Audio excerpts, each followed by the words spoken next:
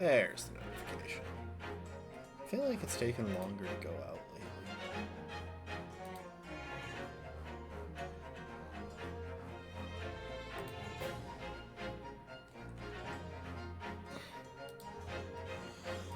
Alright, folks. Well, we are back. I am intensely... I have kind of an intense desire to change Herlock Sholmes' outfit, but I will resist. No, I figure if everyone else is in their outfits for this episode, I should at least give him one episode in that abomination. Anyway, we are picking up where we left off, which is in Soseki Natsume's second accusation of murder, or attempted murder. Yeah, I guess it's officially attempted murder since last time the person was only in a coma, and this time the person came back from the dead. So yeah, if we pop into the court record real quick, obviously we've got the folks that are sort of on our side. We've got the person he was accused of attempting to murder last time, Olive Green. We've got our defendant, who we kind of pointed the blame toward, but that's, well, it's kind of rough. We've got the detective who loves to lie on the stand for some frickin' reason. I don't know. We've got the would-be victim. And John Garrideb is almost certainly going to be called as a witness sometime during the trial. And to top it all off, we have a receipt for the books that belonged to Mr. Natsume that were found in the apartment, and the map. Those are just things from the last case. We've got a torn off piece of an envelope, a bar of soap that... Wait, what the heck?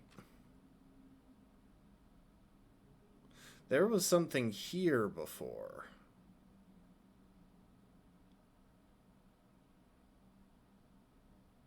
Well, okay, apparently we're getting started already. Because I have no idea why this is suddenly gone. What is it, Mr. Naruhodo? This bar of soap. When we first found it, I could have sworn there was some sort of round disc in this depression, just here. A reddish one. Yes, you're right, I remember it too.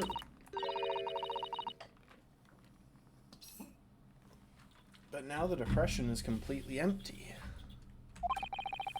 Where could the disc have gone?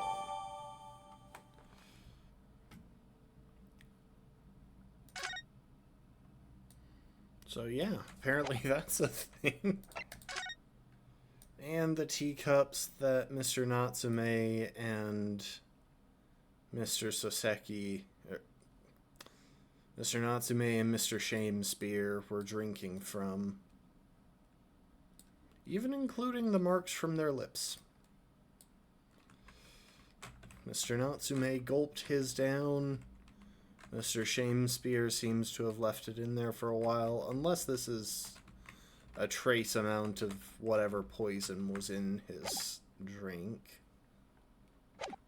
So yeah, all very mysterious. We have no suspects of our own at this point. But that's usually the case going into day one of a trial. Anyway, it's February 22nd. This is kind of a flashback, by the way. February 22nd, 9:23 a.m. The Old Bailey Defendant's Antechamber. The Old Bailey. This place always makes me feel strange. I seem to get chills down my spine and break out in a nervous sweat. All at the same time. Well, I didn't think I'd be back here so soon. That's my line. Good morning. Good morning, Mr. Natsume. It was only 2 days ago that I was declared not guilty here. Yes, we somehow managed to prove he didn't stab Miss Green in the back. But now this. Another morning, another murder, and here I am again in this hellhole. Sorry, I'm trying to do some condensation from my water bottle has gotten all over me. That's going to be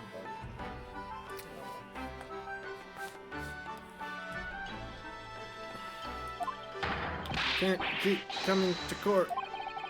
I'm beginning to think he's right. It really does seem as though he's cursed. Mr. Naruhodo, I'm afraid I have bad news. Oh. Mr. Natsume, good morning. Yes, morning. So, here we are again. Yes, again. Well, this is awkward. Judicial Assistant Miss Mikotoba Esquire us, what's the bad news? Oh dear, you heard, didn't you? If you come in shouting at the top of your voice, people can't help hearing what you say! Oh, I am sorry. You've done nothing wrong, Mr. Sato. Now, what is it?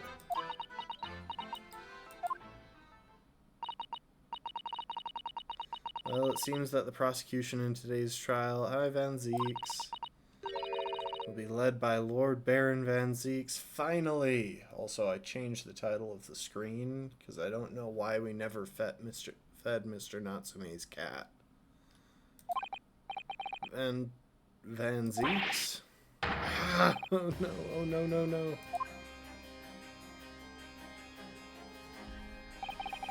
The so-called Reaper of the Bailey, the most legendary prosecutor in the land. In the trial 2 days ago, he pursued Soseki-san and I relentlessly. Of course, by the skin of our teeth. We managed to pull through, but still.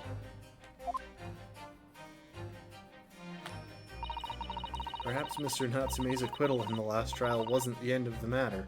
After all, yes, I know what you're thinking. The legend of the Reaper that says, nothing can save a person from the dock when Lord Van Zieks is prosecutor. Oh no. Even if that person is found not guilty, the accused will meet a mysterious end one way or another.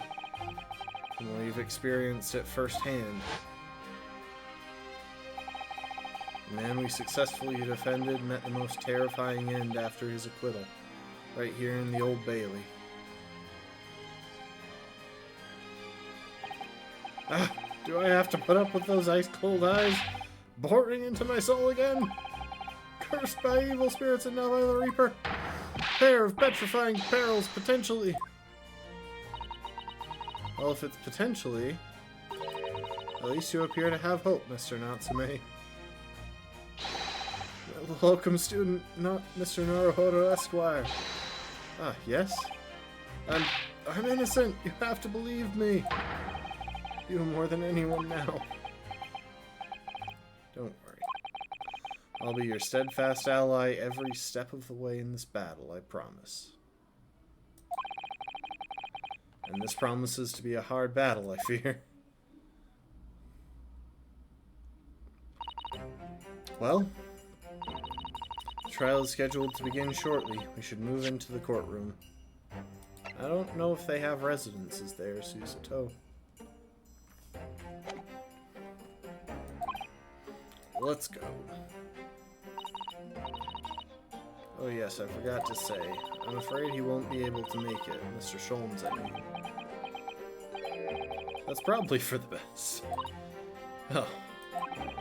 If he were here, I might be tempted to rely on his help. That could be seen as a weakness. If Lord Van Zieks were to notice, he'd prey on it mercilessly.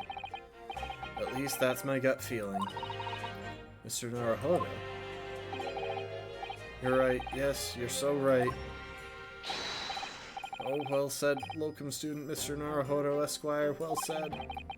I swear on the sword at my side and on the spirit of Kazuma that it harbors. I'll show him what a Japanese lawyer can do. I'll set you free with honor. Oh, yes.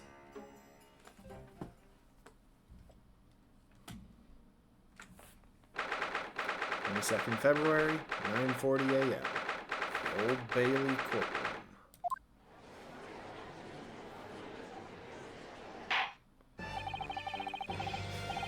I'm really starting to question the selection process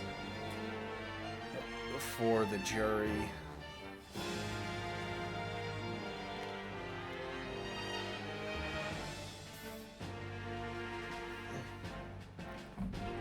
Because I really feel like, well, first of all, they've demonstrated that they don't even always pick citizens, which I find questionable. And second, it feels like their pool of selectees must be pretty small if they keep getting the same people.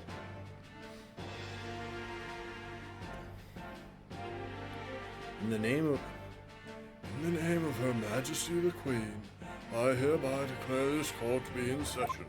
I now call upon the counsels for the prosecution and the defense to declare their willingness to proceed. The prosecution is ready. The defense is ready, my lord. Readiness for the trial, my learned Nipponese friend, is not what the defense needs. What you need is readiness for your inevitable defeat. Did he always have a sword, or is he copying this? It's not just in my imagination, it's really there. Lord Van Zieks has such an animosity towards us Japanese for some reason. It was some time ago now that he first became known as the Reaper of the Bailey, I believe. These past few years he hasn't appeared in court at all. Yet now he's back in the courtroom, though for some reason, only when I'm defending. This Reaper with his disdain for us Japanese is a prosecutor shrouded in mystery. I love the darting eyes.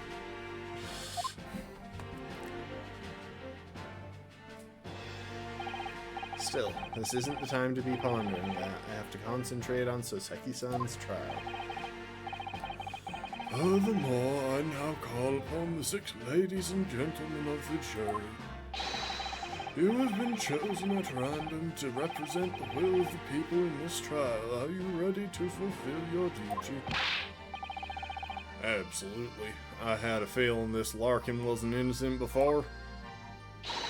I must say, I feel especially ruthless on days when my hat refuses to sit right. It seems to be sitting just fine, but okay. Oh, well, I rather like how you're wearing your hat. I think the ruthless look is very fetching, actually. I need to be somewhere at 10 o'clock. I have a very important meeting. Let's make this quick. I couldn't agree more. I need to take home 5 bob tonight or the missus will go through the roof. Oh, may the Lord show us all the light here and lead his flock to a righteous verdict. The British jury system is so very different to our own, isn't it? It's quite extraordinary to think that the power of judgment is in the hands of 6 members of the public, and that the judge can only pass the sentence when all jurors are in agreement about the defendant's guilt. 6 citizens of London, chosen at random, or at least that's the idea. The prosecution would draw attention to the fact that the accused was on trial here but 2 days ago. Accordingly, where possible, the same jurors have been asked to return for today. That feels like a blatant miscarriage of justice. How are they even possibly capable of being unbiased? Very well, let us commence the trial. Lord Van Zieks, your opening statement, please. Ladies and gentlemen of the jury, it is not the intention of the prosecution to cast doubt over your past decision. However, the innocent verdict afforded to this eccentric Nipponese before has had dire consequences. Did the accused repent for his wrongdoing in that affair? Far from it. Instead, he used his freedom to perpetrate a most blood-curdling crime. Namely, that of the attempted murder of his neighboring lodger, an innocent Englishman. To explain the circumstances of the crime, the prosecution calls its first witness to the stand.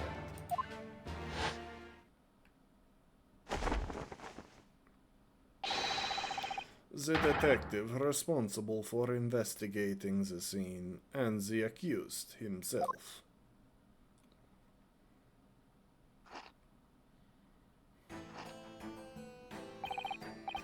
Witnesses, your names and occupations, please.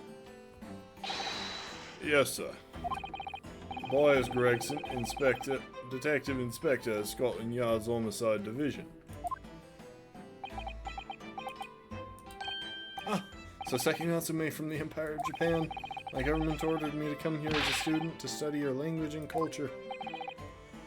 Mr. Natsume? Yes, my lord, sir. I'm quite sure I'm not mistaken that you swore an oath never to set foot in my courtroom again. I remember it as if it were yesterday. The day before, in fact, my lord, but close enough. Believe me, this is the last place I want to be. Inspector, let's hear from you first. Explain the case for the court. Right you are, sir. The incident occurred at the Garadeb Castle, where the defendant has lodgings.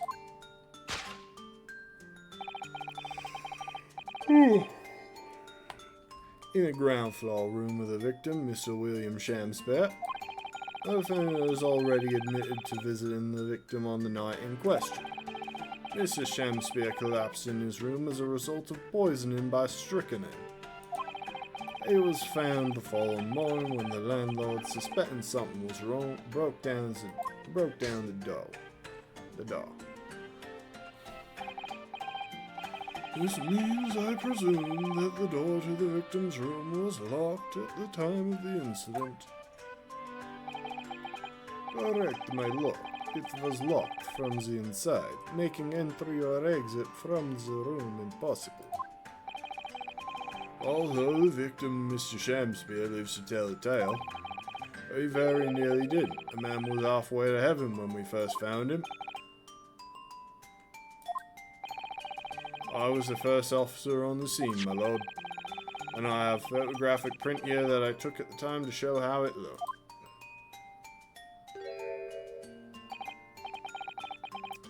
Yes, a chilling scene indeed. The man looks very much deceased.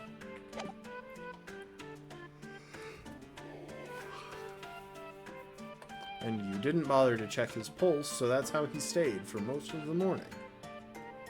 As a complete aside, we couldn't see this yesterday. We could not see this pool of some sort of liquid staining the floor, but it's going to be important.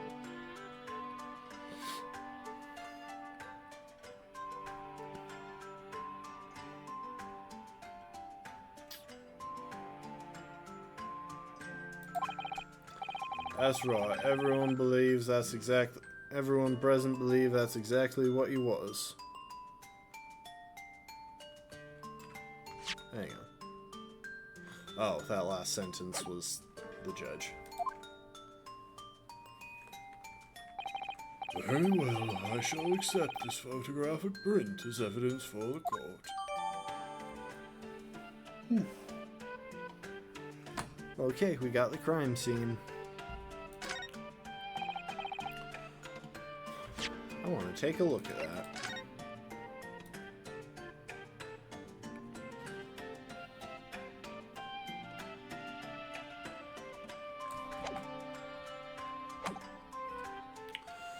Now then, Mr. Natsume. Yes? As the defendant, do you have anything to say at this juncture? Yeah, you probably should have been prepped for this moment. assuming it's standard, because he could, you know, just relay what happened while he was there. That feels like the natural thing to do. Like, even if he can't just be allowed to say, "I'm innocent, I tell you I'm innocent," relaying why he was there, what transpired and such would give us some baseline to work with. They're haunted by evil spirits. Oh gracious, what's haunted? My lodgings. There's been a whole series of strange happenings in my lodgings. The tenant before me died in mysterious circumstances. A woman was stabbed by no one on the street outside. My neighbor was poisoned. And me. What about me? I've nearly been killed countless times. Killed, Mr. Natsume? How? Even on that fateful night it happened, when I returned from Mr. Shamspeare's room. I lit my gas stove and climbed into bed, but before long, the stove went out, and somebody tried to kill me. You must always extinguish all fires before retiring for the night, Mr. Natsume. But it's so cold, my runny nose would freeze. Point is, I didn't poison my neighbor. Oh, why am I being accused of this? Why is my existence so cursed?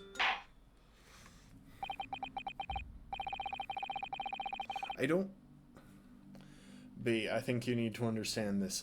I don't know why we haven't fed the cat. Mr. Natsume asked us to feed the cat yesterday, and then as far as I know, we just never did. It gave us no opportunity to visit his apartment, so we could not feed the cat. Thank you, witness. I believe I have a reasonably clear picture of events. If I could raise one more point, my lord. One more consecutive point. Conclusive point.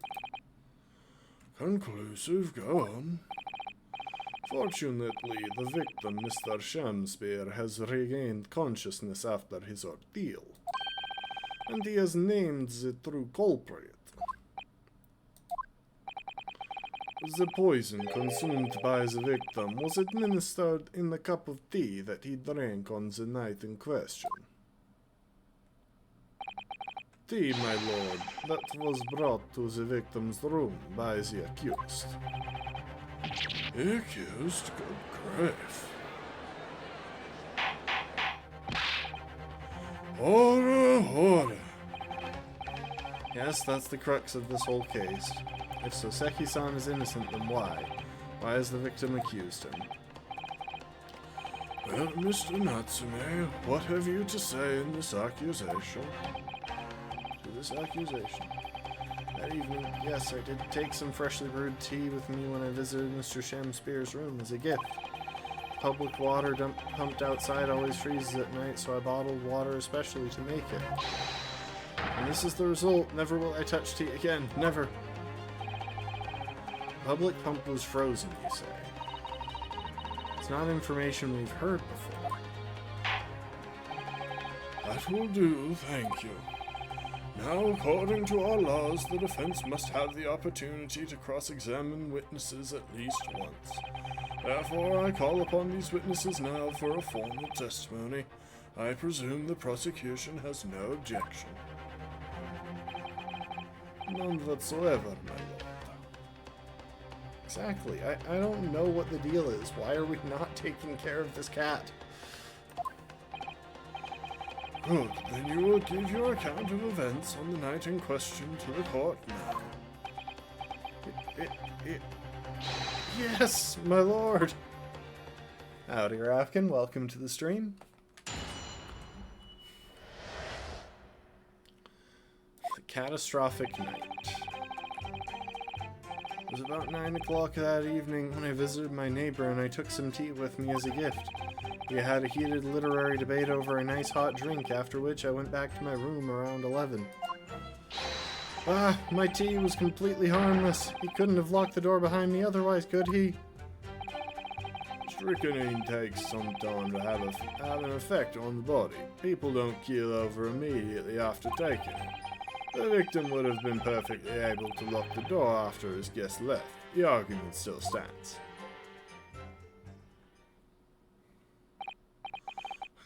Yes, I see. It all seems relatively straightforward.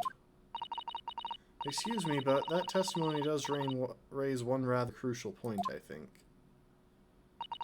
Mr. Natsume claims his tea to have been harmless. Presumably, though, the teacups have been examined for traces of the poison, haven't they? Have they, or did we steal the teacups?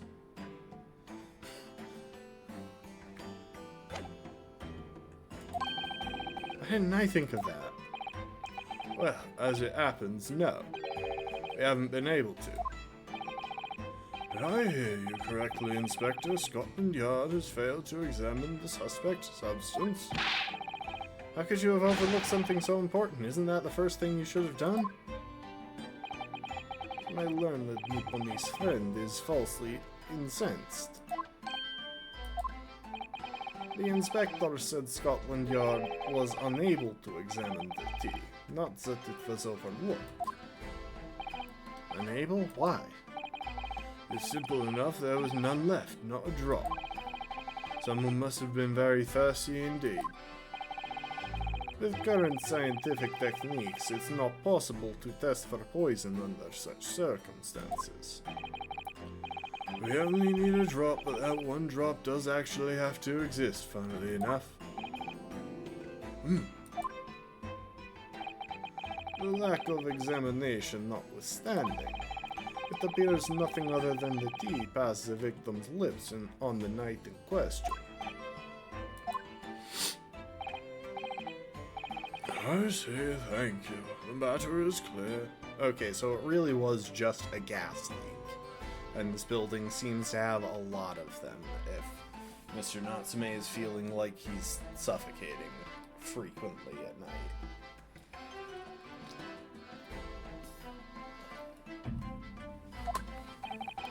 Cast your eyes over the jury, my learned friend. What? You can see it in their faces, I'm sure. The recognition of the accused's guilt. Your client's fate is all but sealed. In mere moments from now, you will lose, and your compatriot will be damned for all eternity. He's right, I can feel all 6 of the jurors looking daggers at me. But I can't let them beat me down. I won't. Counsel for the defense, proceed with your cross-examination. Yes, my lord. Here we are. The catastrophic night.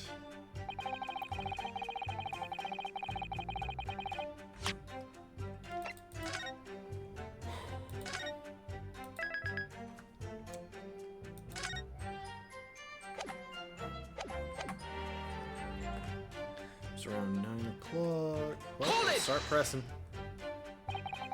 Were you and your neighbor good friends then? Ah, no, we weren't friends. Not at all, not at all. Never, ever. Simple no would have sufficed. Then, why did you decide to pay him a visit? Hang on.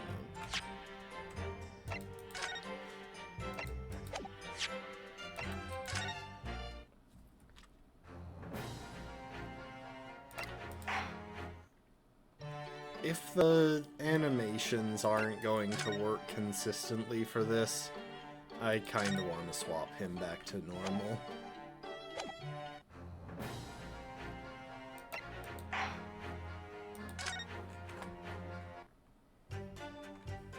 Hold it!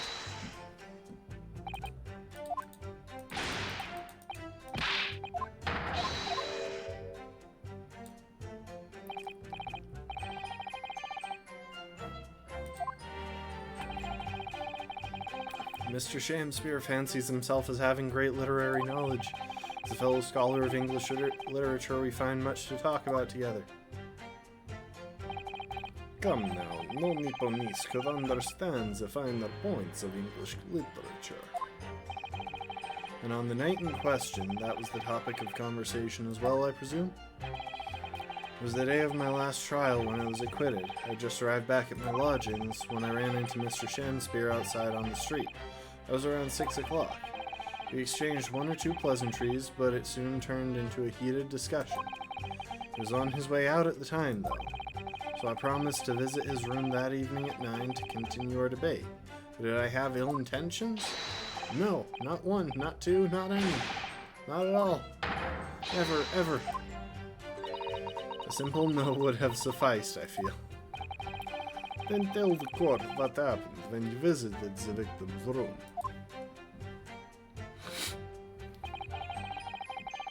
We had a heated debate over a nice hot drink. Hold it! How heated? A literary debate about Shakespeare's work, I think you said, didn't you? Shakespeare? Oh, a very worthy topic of conversation indeed. I'm trying to remember. Hang on a sec.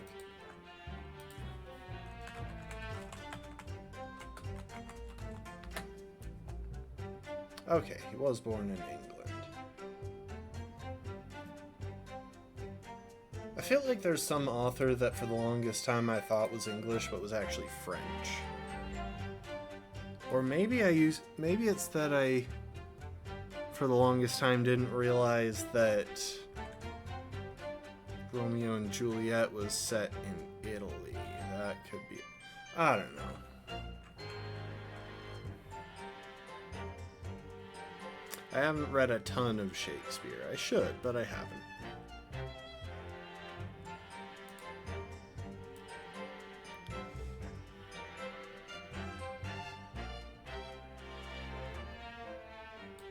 There, we'll try that position because I'm trying to figure out a way to make sure I don't cover up the text.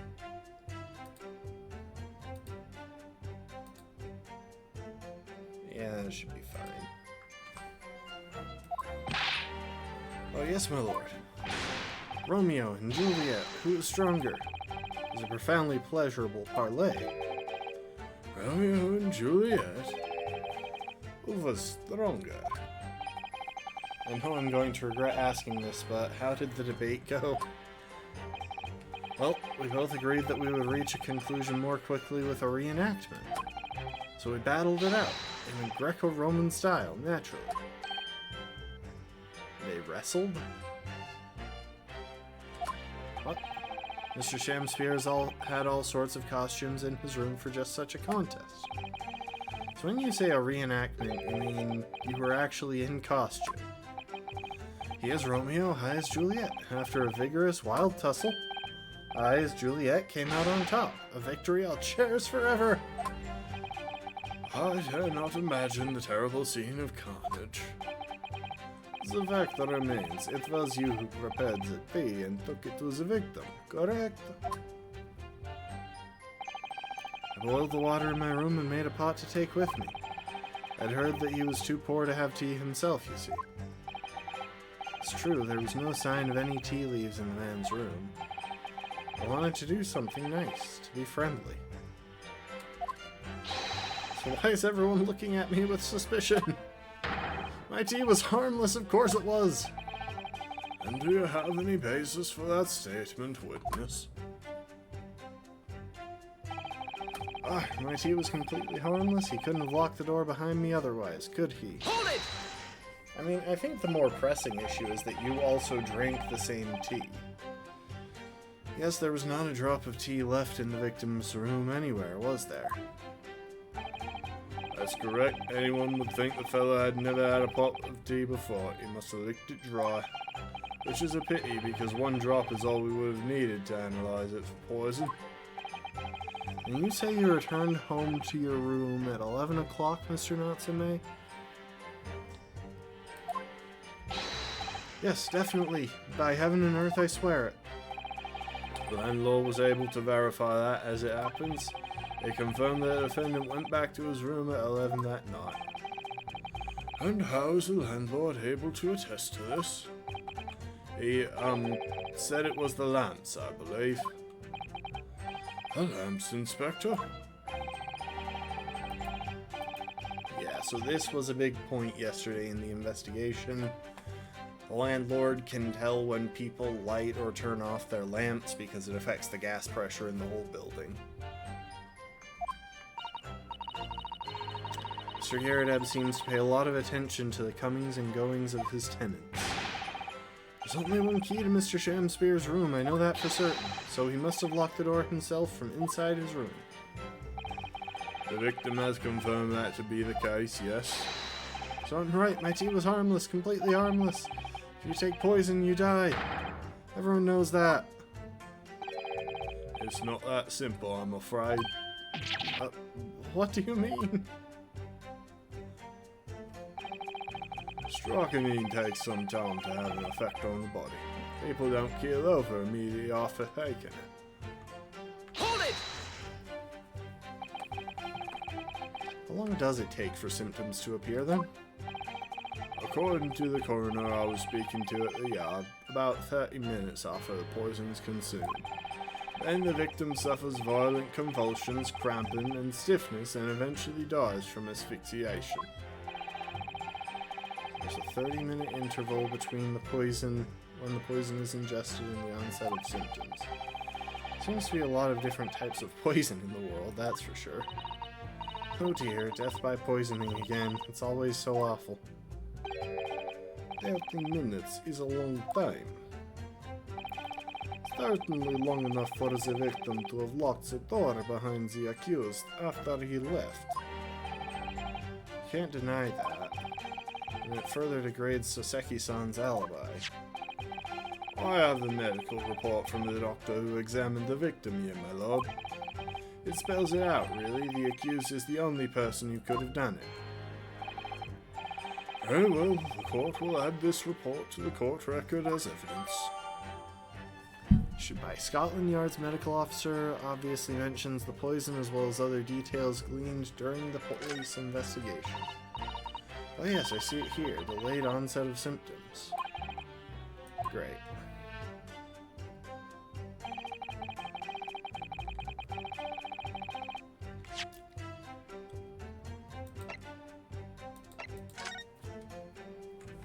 Ingestion of a small quantity of strychnine. Toxic effects present 30 minutes after ingestion. High likelihood of the substance having been mixed with the tea the victim was drinking, but no sample could be obtained for testing. Investigative, not ingestative. Investigative conclusions. Poisoning incident occurred at around 1:30 a.m. on 21st February. Assessed from the victim's pocket watch that appears to have broken when the man collapsed after the delayed onset of symptoms. No container for poison was found at the scene.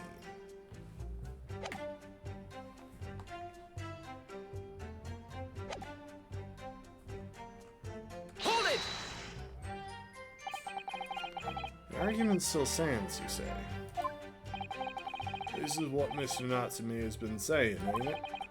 The pair of them drank tea together that night, so if there was poison in it, the victim wouldn't have been able to lock the door after the accused left later on. Exactly. Me and my tea are innocent, sweetly innocent, I tell you. I'm afraid, sir, that doesn't follow. You see, strychnine is a slow-acting poison. In other words, it takes time for the symptoms to appear. So you could have left the room up to 30 minutes after the victim drank the tea. As long as you did that, Mr. Shamspear would have locked the door after you'd gone. But no! We drank the tea straight away. Battle over whether Romeo and Juliet was stronger, it came after the tea. Do you have any evidence to support that statement? So I just want to check something.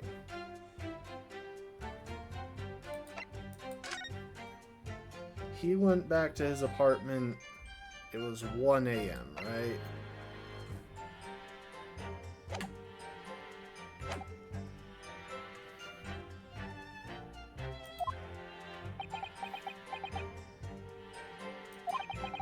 In my great homeland, the Empire of Japan, we have a saying, Drink tea while it's hot. Sure, a proverb will satisfy the prosecution. I'm afraid there's no conclusive proof to support the defendant's assertion. On the contrary, there are sufficient grounds to infer his guilt in this matter. No. That's the extent of their testimony, is it? If I could voice a personal opinion, Mr. Naruhodo, so I think it's going to be first of all, I think it's going to be the tea ring, or the pair of teacups. We need to show that Mr. Natsume also drank the tea, and that he drank it significantly before Mr. Shamspear did.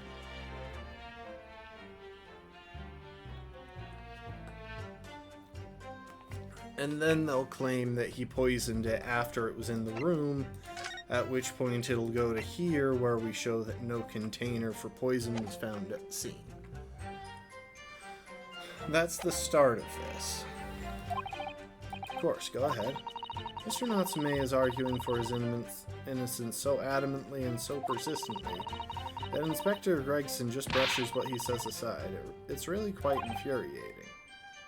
I agree, so we need to find an inconsistency in what the inspector is saying, I think. I'm afraid so. As things stand, the jurors are sure to find Mr. Natsume guilty. As I see it, what we need to focus on is the poison in the tea. Let's listen carefully to the testimony again. So, around 9 o'clock when you visited, he went back to his room around 11. Okay, hang on. That's a contradiction right away.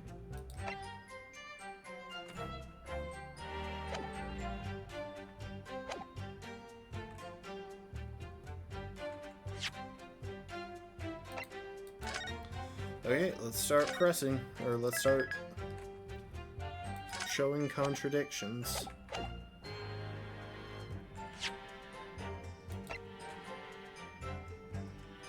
Objection! Mr. Natsume, you say it was 11 p.m. when you left to return to your room, correct? Yes. And Inspector Gregson, can we rely on the information in the medical report unconditionally? Of course we can. There's no problem with that report, Sunshine. Actually, I think there's a very big problem. Because there's a chronological inconsistency between it and the defendant's testimony. A chrono what? What are you on about? According to this report, the victim must have consumed the poison at around 1:30 in the morning. And yet, the defendant, Mr. Natsume, left the victim's room at 11. Ah! Yeah, that should have been obvious to you. Yes, that's right. There's more than 2 hours of missing time there.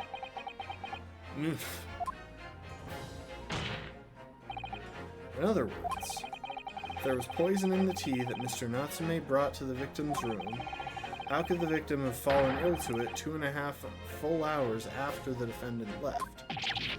Ugh!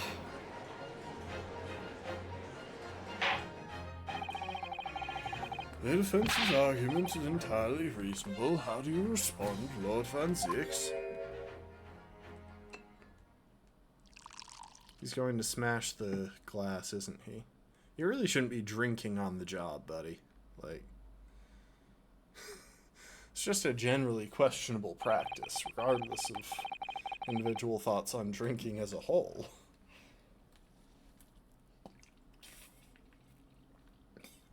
But I forgive the discourtesy if my mind has wandered. I was considering what cuisine would best complement the contents of my hallowed chalice this luncheon. How could it have happened, you ask? I do hate to shatter illusions, but my Nipponese friend appears to be chasing a phantom idea. A phantom? Is it so hard to imagine that the victim drank his tea after the accused had left? For example, at the time stated in the medical report. Yes, at around 1:30. Objection! Natsume brought the tea with him to drink together with his neighbor. And in Japan, there is a well-known saying. Oh no, this is a slow argument. This is a poor argument. Drink tea while it's hot. Objection! And in my country, there is an even more apt saying. There is nothing more refreshing than cold tea. The point is, if there was such a long gap, there may be other ways to explain how the victim came to be poisoned, other possibilities. What sort of possibilities, Counsel? Well, for example, man could have had another visitor. Another visitor. That's a very bold assertion, my learned friend, from someone who has nothing to substantiate it. Or the victim could have taken the poison of his own volition. You suggest this may have been a suicide, Counsel? Objection! Mr. Shamspeare has categorically denied suicide. The idea canon must be discounted. Objection! But he could be lying.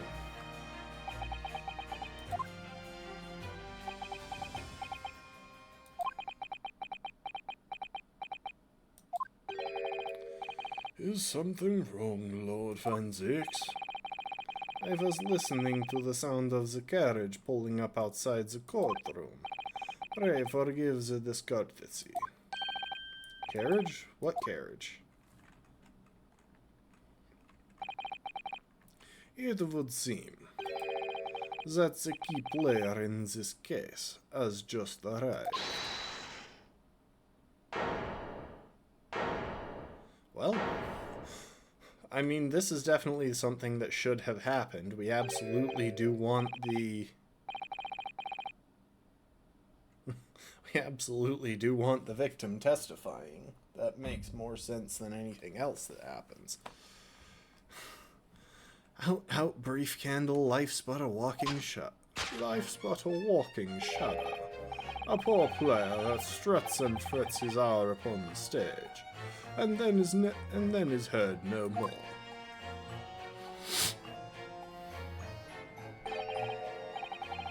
It is a tale told by an idiot, full of sound and fury, signifying nothing.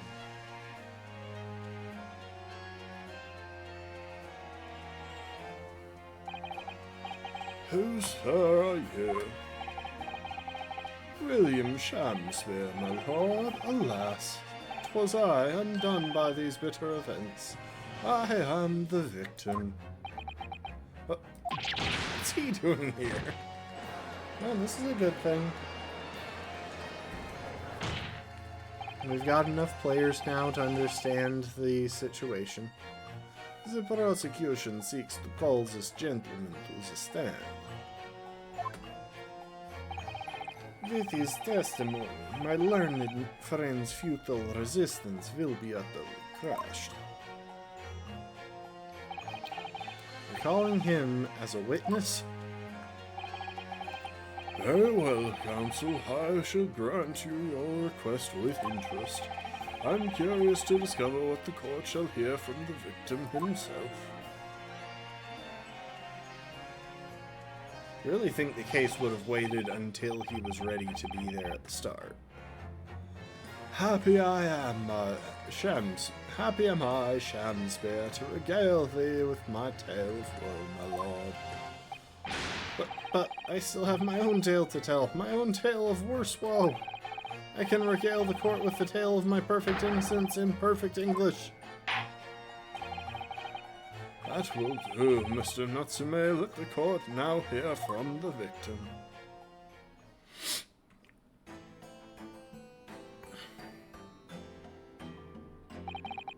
Alright, so that's Mr. Shamspeare.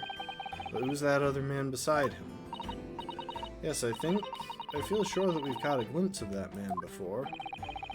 State your names and occupations for the court, please, witnesses. A writer of words so sweet they do scent the breeze, an inventor of ideas so profound they compose the earth. The unrivaled poet, the unmatched scribe William Shakespeare. Were the great bard to be recalled to life anew, lo, what a magnificent man! Good fellows, I am he who ponders such a miracle, William Shakespeare. Oh, the name's Meterman? Adrian B. Meterman? I work for the Altamont Gas Company, East End branch office. Ah, I remember now. It was yesterday on Briar Road. Oh, yes, she's right. It's him. Oh, what's this? Yeah. So we saw this guy yesterday, and I don't know what his deal was there. What's that man doing?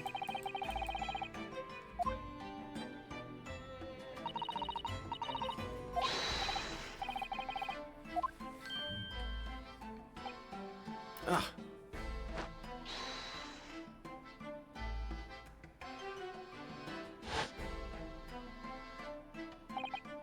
Yes, we spotted him outside Mr. Garrideb's house that morning. He's a gas company employee. What does he have to do with this case? So, Mr. William Shakespeare, you are the victim in this miserable affair, correct?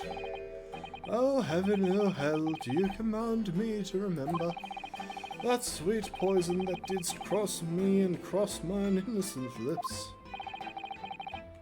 I subpoenaed him for the trial, with his doctor's permission, naturally. Hearing the testimony of the aggrieved will remove any room for doubt from the jurors' minds, I'm sure. Behold, you have only to rearrange the letters of my name to see that me's a seraph. An angel indeed. Thus be I of noble mind, sweet of nature, and verily honest of heart as all angels be.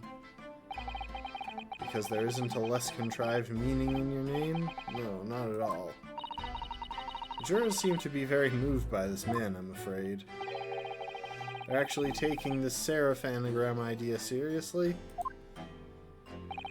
Thank you, witnesses, for your illuminating introductions.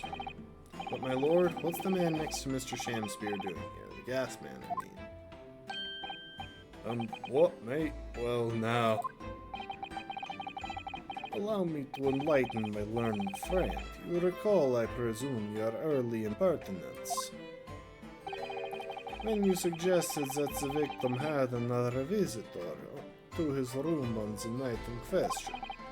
And moreover, that the victim is a compulsive liar.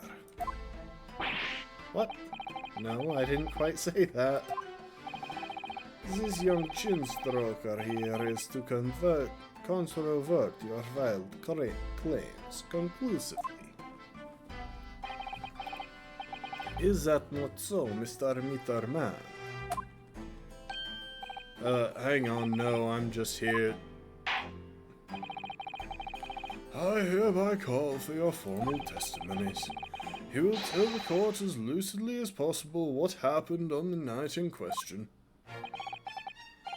One may smile and be a villain. Yes, it doth pain me, but let the truth be spoken, the truth of that wintry night of my discontent.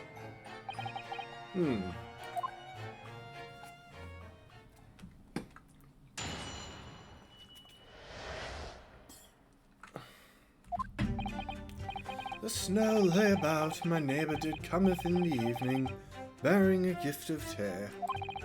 But Mary, what bitter was his drink, and when he left, I did fall prostrate on my table. 'Twas the tea alone did pass my lips that late hour, not else. So he just confirmed that he drank it in... Hang on. Bitter was his drink, and when he left, I did fall prostrate on my table. At the very least, that implies that he drank it around the time it was received.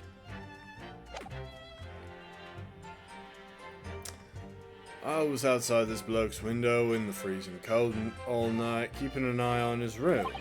No one else visited his room but that short little round-backed Eastern fella. I don't know why they didn't give him an actual hunchback in, like, his model, because the fact that they keep calling him a hunchback, but he does seem to stand up perfectly straight, is kind of weird.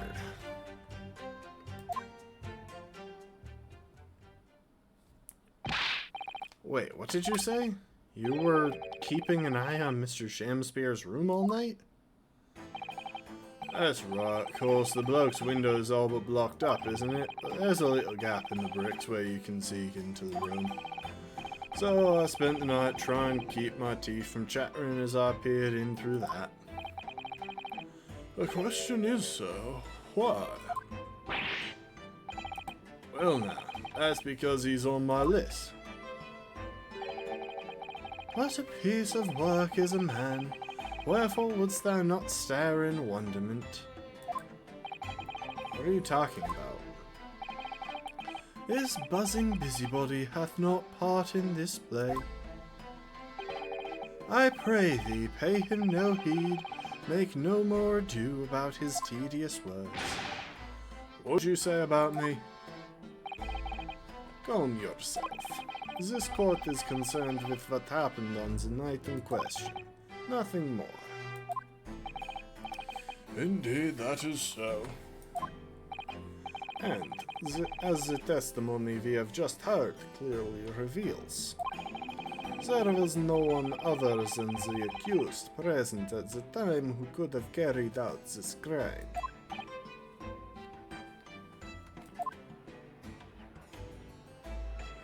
They're about to start jumping the gun and offering judgment, aren't they? Either during or after this testimony. Well, I believe this may be the final testimony of this trial. Now, counsel, the defense may proceed with the cross-examination. Yes, my lord.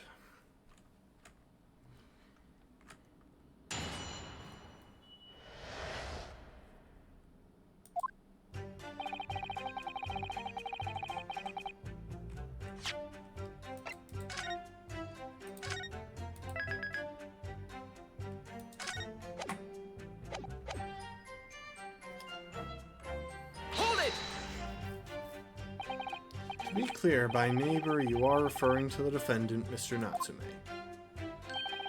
Oh, indeed, sir. Perchance thou wouldst that I call him the man from upstairs? And at what time did the mustached Nipponese visit you in your room? Our meeting was promised for the hour of 9, and lo did he come to tender a gift of fragrant tea. Details of which are in accordance with the defendant's own testimony, yes. And we were broiled in such a literary debate as history hath not seen before. By which I presume he means their discussion about who is stronger, Romeo or Juliet. I, Shamspeare, did play the part of young Romeo, whilst my neighbour played the fair Juliet, each of us dressed as would our characters be, to bring weight upon our merry experiment. I dare not imagine the scene. Frailty, thy name is woman. Canst thou not imagine how dismayed I was? Yes, I had heard of the Eastern art of jiu-jitsu, but ne'er did I dream 'twould be a skill practiced by the comely maiden. Juliet beat Romeo up. This is not helping our case. I believe the court has heard enough about your earth-shattering literary debate. Perhaps you could reiterate your statement about the tea that the accused brought to your room? My liege, I am thy servant. Gladly I would do thy bidding. Yeah, so nothing significant there. But Mary, bitter was his drink, and when he left did I fall prostrate on the table. Let me stop you there. Mr. Natsume left your room at 11 o'clock, but it wasn't until after 2 that the poison made you collapse. After 1, not after 2.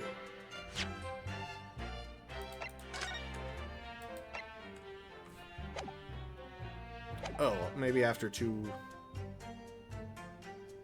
Maybe he meant after 2 hours had passed that the poison made you collapse. I don't know. I think it's just a typo. That amounts to more than 3 hours of missing time. If the defendant had really put the poison in your tea, that 3-hour window of time is something you're going to have to explain. Gladly, 'tis an easy task. What? I did drink of the tea, not while my guest did tarry, but after he took leave of me. Faith, 'twas stone cold, but at 1 hour post midnight, verily were my lips parched. Objection! That doesn't sound normal. Nay, 'tis quite ordinary, sir. After all, thou'st recall our fiery debate. Amid such argument, there'd be no time for fiery tea. Romeo and Juliet again, and who was stronger? Mr. Shakespeare, in summary, allow me to confer. Did you not come here with the intent of naming your attacker? But of course, my liege, 'twas the stooped lover of words did attempt to shuffle me off this mortal coil. I don't know what that means. 'Twas the tea alone did pass my lips that late hour, not else. Hold it! So, you didn't have any kind of evening meal, dinner, supper? Ah, fie on luxury, fie on gluttony. To eat thrice daily is but a waste of time. Sorry? I would that my belly were full no more oft than the sun doth rise. Huh, most heroic eating habits, I must say. Night and day do I fill my hours with learned study of the great bard and playwright. Hence it is that there doth not in my chamber be than the costumes of mine art. That would appear to be the case, as even a rodent was found starved to death in your room. Now that I think about it, it's not just food that was conspicuously missing from that room, is it? I don't recall seeing a single play or script anywhere. For I have devoured them all. You've eaten them? Every word be within my skull, didst thou imagine otherwise? Right, that wasn't misleading at all. Now, could you turn around, do you think? Which brings us to the conclusion that the only way the poison could have passed the victim's lips is in the tea.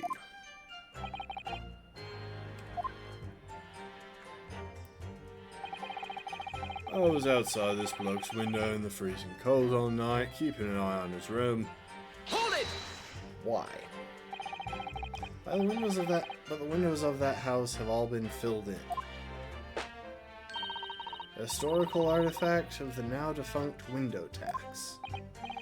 Yeah, alright, all bricked up horribly. But as it happens, there's a little part of the brickwork at the bottom corner that's been opening up. I was looking in through that gap. Guess there were a few bricks loose, weren't there? For some strange reason, a couple of bars of soap lined up on the ledge outside as well. I don't like going around poking my chin in other people's business, especially on freezing cold nights. But them's my orders, so that's what I'll keep doing as long as there's breath in my body.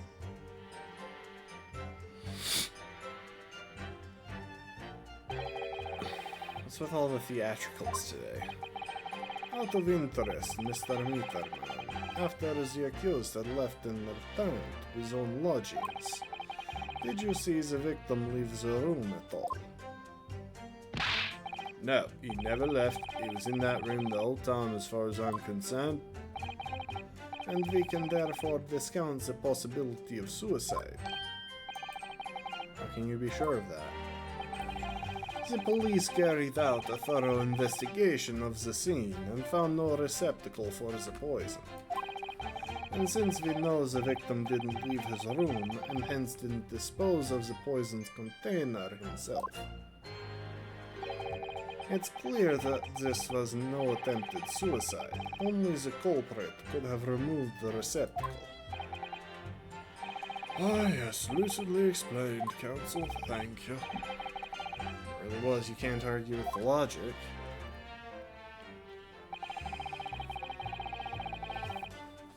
Hold it! You say a short little round-backed Eastern fella. So you can't be sure it was the defendant then? Objection! How many other short little round-backed Nipponese with a mustache do you think there are in London? Well, of course, it's only a narrow gap and it was quite dark, so I didn't notice the mustache. But you showed up at around 9, so I'm pretty sure of myself. And when the person you saw arrived, did he and Mr. Shamspear drink tea together? No, sorry. I couldn't say. Why not? Because I couldn't see the room all that well, could I? But what I did see was the silhouette of that little round-backed fellow wearing a pretty dress. Then the pair of them started kind of a wrestling match. I tell you, I didn't know what to make of it. I suppose that was the Romeo and Juliet championship battle getting underway. Mr. Meter.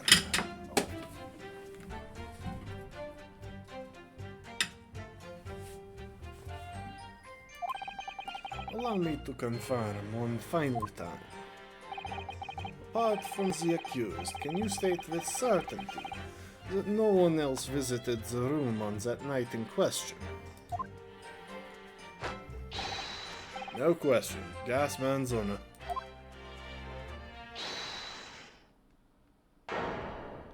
Okay, so now the entire jury is about to vote against us. We're gonna have to do a summation examination.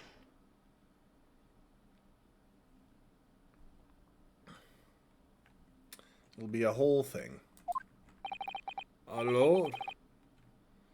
I might just give normal voices. I've kept my mouth shut and listened up to now, but this has gone on long enough. Are you all with me? Yes. Are we to understand that you ladies and gentlemen of the jury are in agreement with one another? That you've reached a unanimous decision? Do right we have. Are you all with me? Wait, no, the defense is in the middle of cross-examination.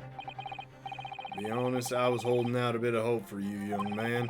Especially after you identified those few hours that followed the accused leaving the victim's room. Yes, the 3 missing hours, as you put it. But in the end, what difference do they make? None, as far as I can see. And since that's now apparent, there's really no reason to delay our decision any longer. Like I was saying before, if I don't take 5 bob home with me tonight, the missus will blow her top. Huh? What's that? Sorry, I didn't quite catch what you said. Very well, let the court be apprised of your decisions. Ladies and gentlemen of the jury, you will state your learnings as to the defendant's culpability. Guilty! Guilty. Guilty. Guilty. Guilty. Guilty.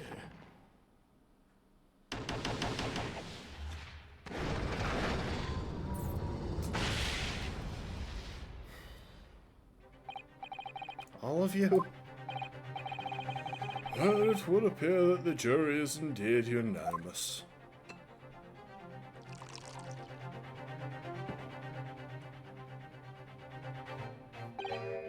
So, this time at least, it seems justice will be done. All's well that ends well, as they say.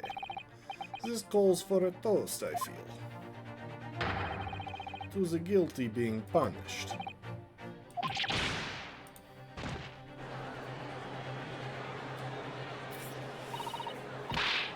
Get up, Mr. Naruhodo, please. Trial isn't over yet. What do you mean, Miss Susato? What about the information I found on this encyclopedia of British law I have? That obscure right that belongs to the defense in these situations. Remember? Yeah, I know. Summation examination. Yes, that's right. We don't have a jury in Japanese courts, of course. But here in a British court of law, if we can reverse the decisions of a majority of the jurors, we can force the trial to continue. This trial can't end now. Whatever it takes, I just can't let that happen. The defense moves to invoke its right to a summation examination, my lord. Why am I not surprised at my learned Nipponese friend's inability to admit defeat? You choose to cling desperately to some archaic rule you barely comprehend instead of accepting the truth. Certainly no other defense counsel in recent times has exercised the right to a summation examination. Because they all know that once the jury's mind is set, it cannot be altered. Nevertheless, the right remains and must be upheld. The defense counsel's request is granted. The court will proceed with a summation examination as outlined in the Encyclopedia of British Law. Thank you, my lord. Are you and your fellows prepared, Mr. Foreman? Believe me, my lord, we know all about this young lad's tenacity. And we're ready for it. Very well. In that case, ladies and gentlemen of the jury, I hereby call upon each of you to state the grounds on which you find the defendant guilty of the crime for which he stands accused.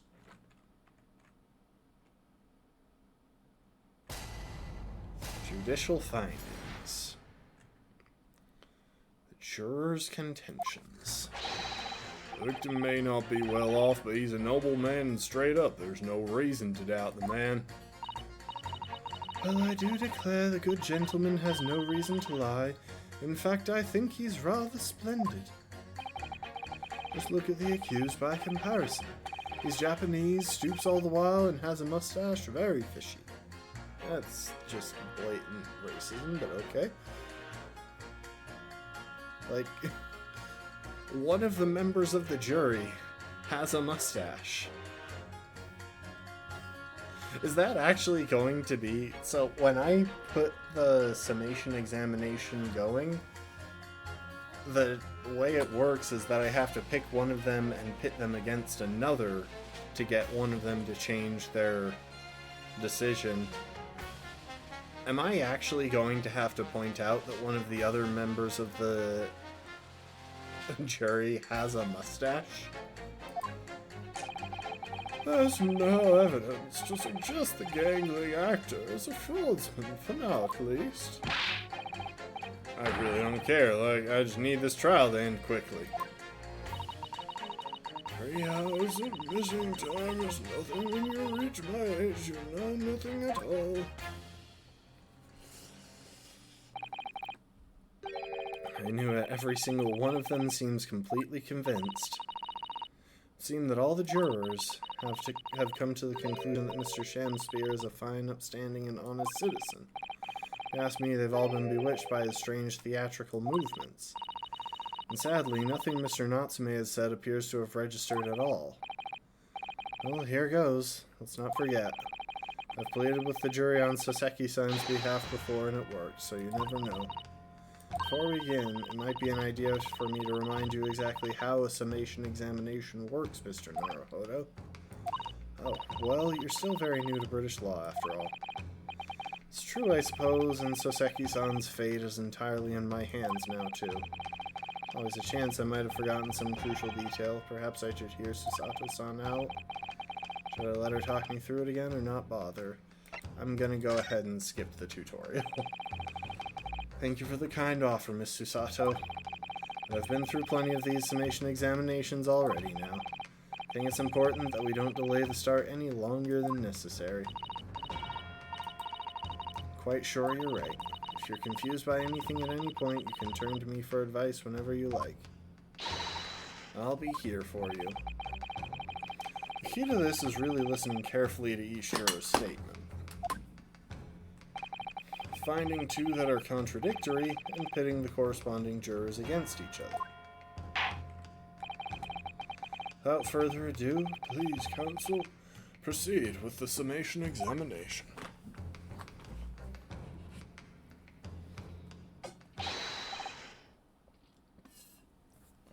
yes, my lord.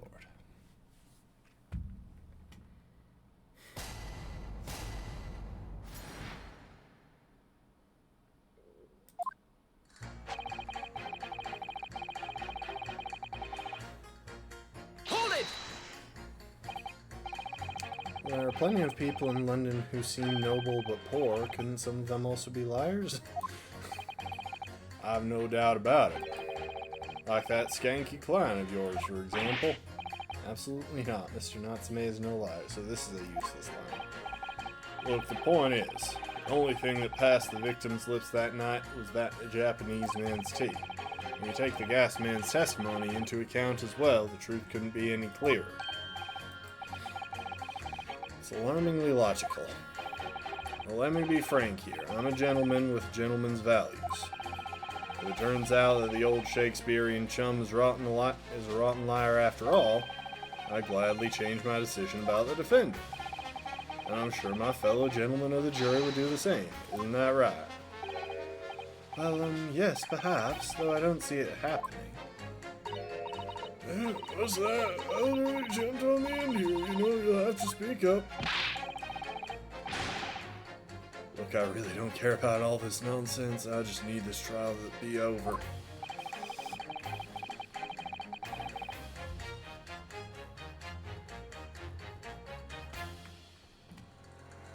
How many gentlemen do we actually have on the jury, then? Alright, sir. I may hold you to that. Don't forget what you said.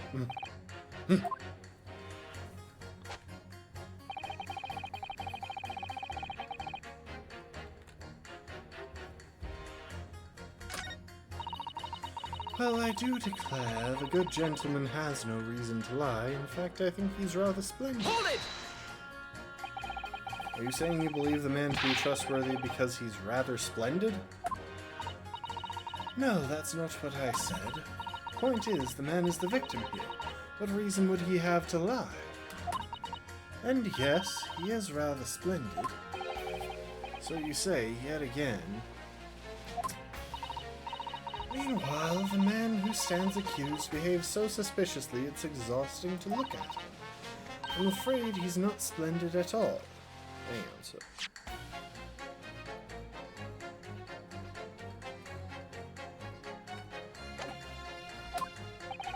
Splendid logic there, madam. Thank you so much. Hold it! No, none of those things is a reason to find the man guilty. But he is fishy. There's no point dancing around the fact. He's Japanese, he has a mustache, and he stoops. You see, you arrive at the conclusion in just 3 steps. 3 steps like a waltz, in fact. You know, the more I think about it, the more this trial seems like a dance. You seem to be several steps ahead of yourself, though, and you're on the wrong foot. No, there's nothing but circumstantial evidence here. There's no actual proof of the defendant's guilt. Well, the victim's version of events is backed up by what the big-chinned man next to him says, isn't it? 1, he saw the Japanese man there. 2, he saw no one else. And 3, he saw the Japanese man there. Oh, there's another 3 steps. This really does seem more and more like a waltz. 2 of those steps were in fact the same.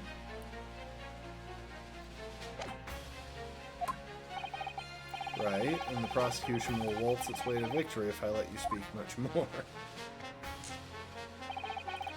There's no evidence to suggest the gangling actor is a fraudsman, for now at least. Hold it! A fraudsman? What do you mean by that, madam?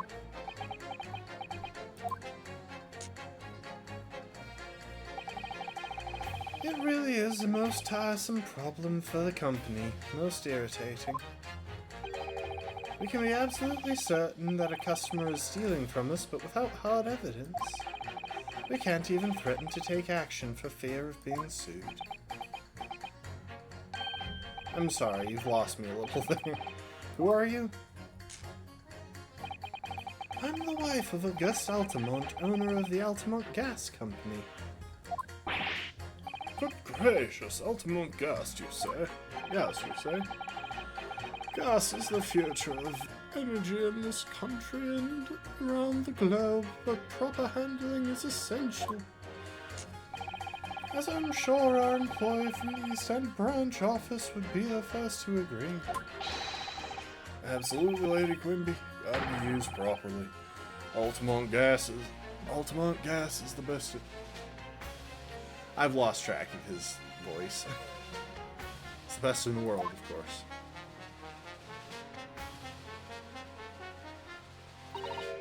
I think we may have solved the mystery of the bow from earlier, Mr. Naruhodo. Got in deference to his employer's wife, did he? So, would I be right in assuming that the reason Mr. Meterman was watching what Mr. Shamspear was up to in his room? I'm afraid there's no end to the lengths the population of the East End will go to in order to steal our gas. So I really have no choice when the company identifies somebody as a possible fraudsman, but to dispatch a worker to watch the suspect day and night. We're very thorough in our investigations. So you mean Mr. Shamspear is... I wouldn't come out and say it in public. But you can finish that sentence with a grubby little gas thief. You have noticed the public gallery in here, have you? The eye of man hath not heard, the ear of man hath not seen. Faith, wouldst thou wound me with thy words, were I to let them penetrate my skin?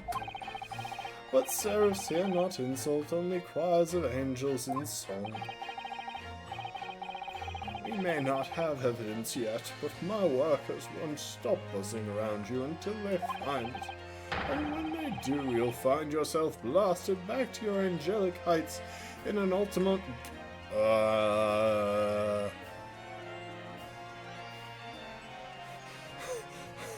She just threatened to blow this guy up. Mr. Shamspear has been stealing gas. I wonder, juror number 4, if you wouldn't mind adding that information to your statement? My pleasure. Was it the bit about ripping the thief apart you enjoyed? A little before the part about abject violence, if it's not too much trouble. Yes, of course. This could be it. This could shift the balance.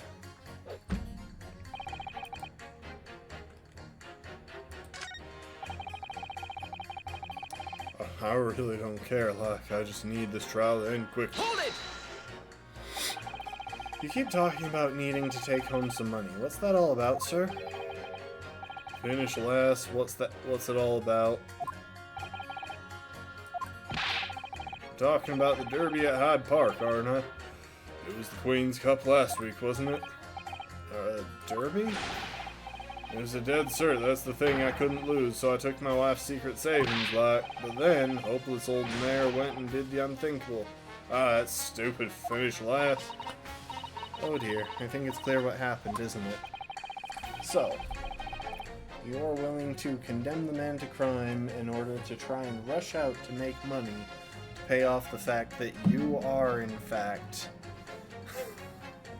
that you stole from your wife and bet it on a horse.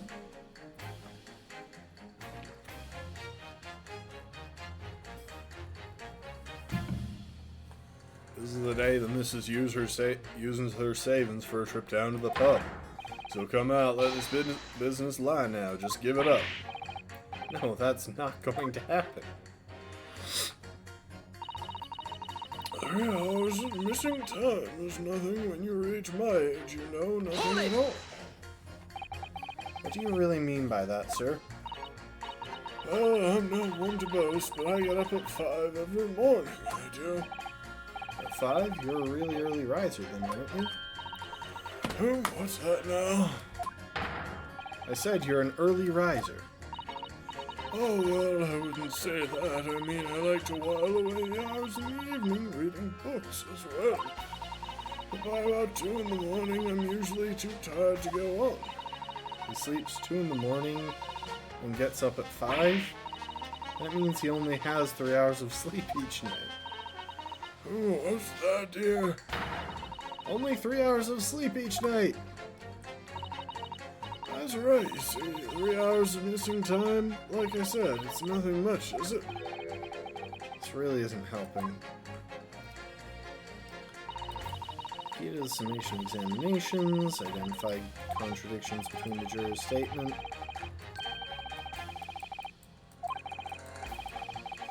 Yeah.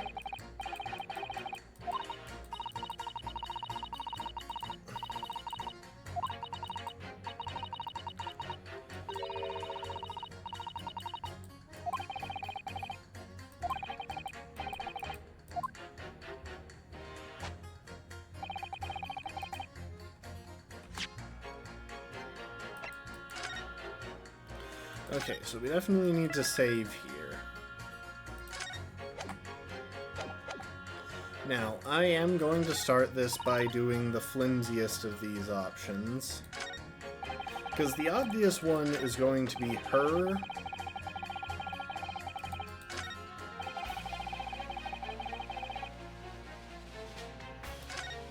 Why does it only scroll one way? Hold it!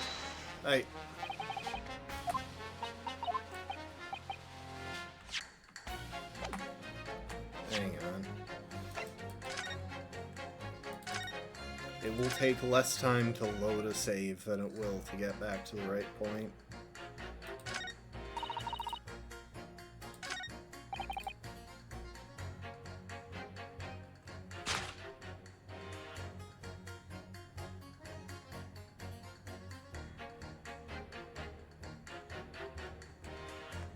Objection!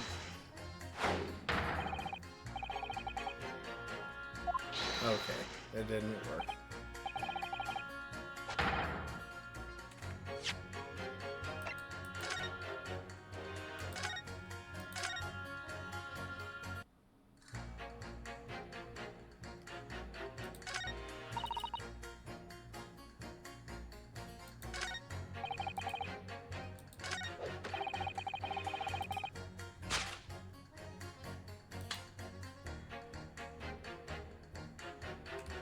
Objection!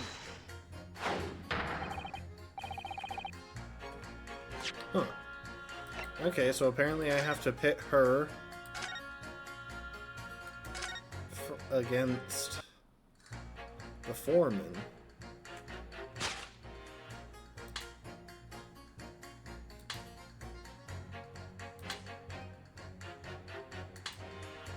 Objection!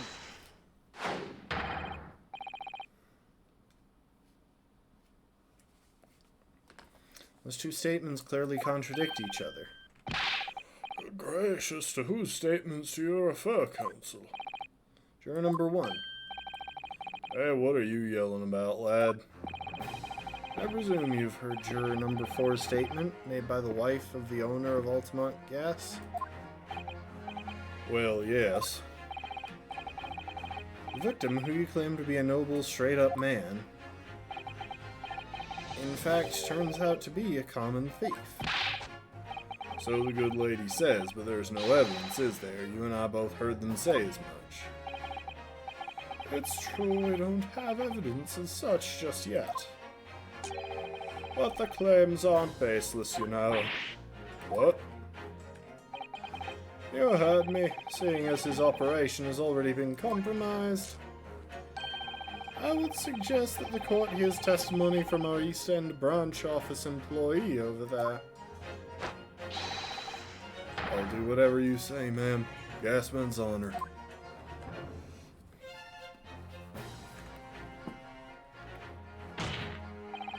Juror number 1, you say you're a man of your word. If I could show that Mr. Shamspeare was a liar, you assured me. that you would reconsider your decision about the defendant's guilt. Yes, I did say that. And as a man of honor, I'll hold to it.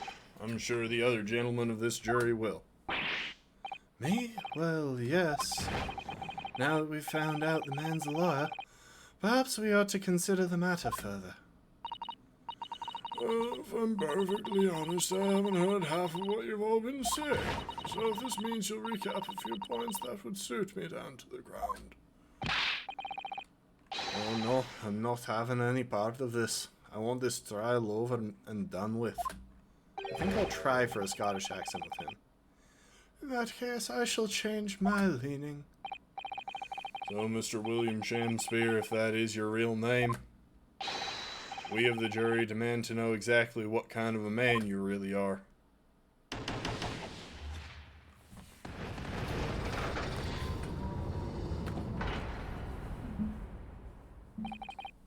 That's 4 jurors for not guilty. I don't feel like they should even need to change their verdict back to not guilty. I'm comfortable having them be at a reasonable doubt.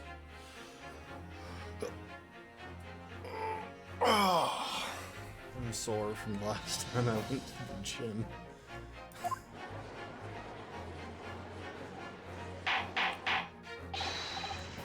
Order, order. Well, this is quite extraordinary, I must say. It's only happened every time this man has been in this courtroom. As a result of the defense's summation examination, the jury's leaning has changed. Now only 2 jurors say guilty, whilst 4 say not guilty.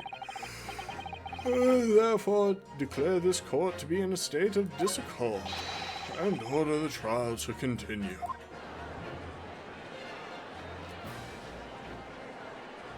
And he shatters the glass, I assume, or does he throw it backwards? He throws it at the lamp. You have spoiled the bouquet, Mr. Shamspeare. The ladies and gentlemen of the jury now find they are unable to trust you, the victim.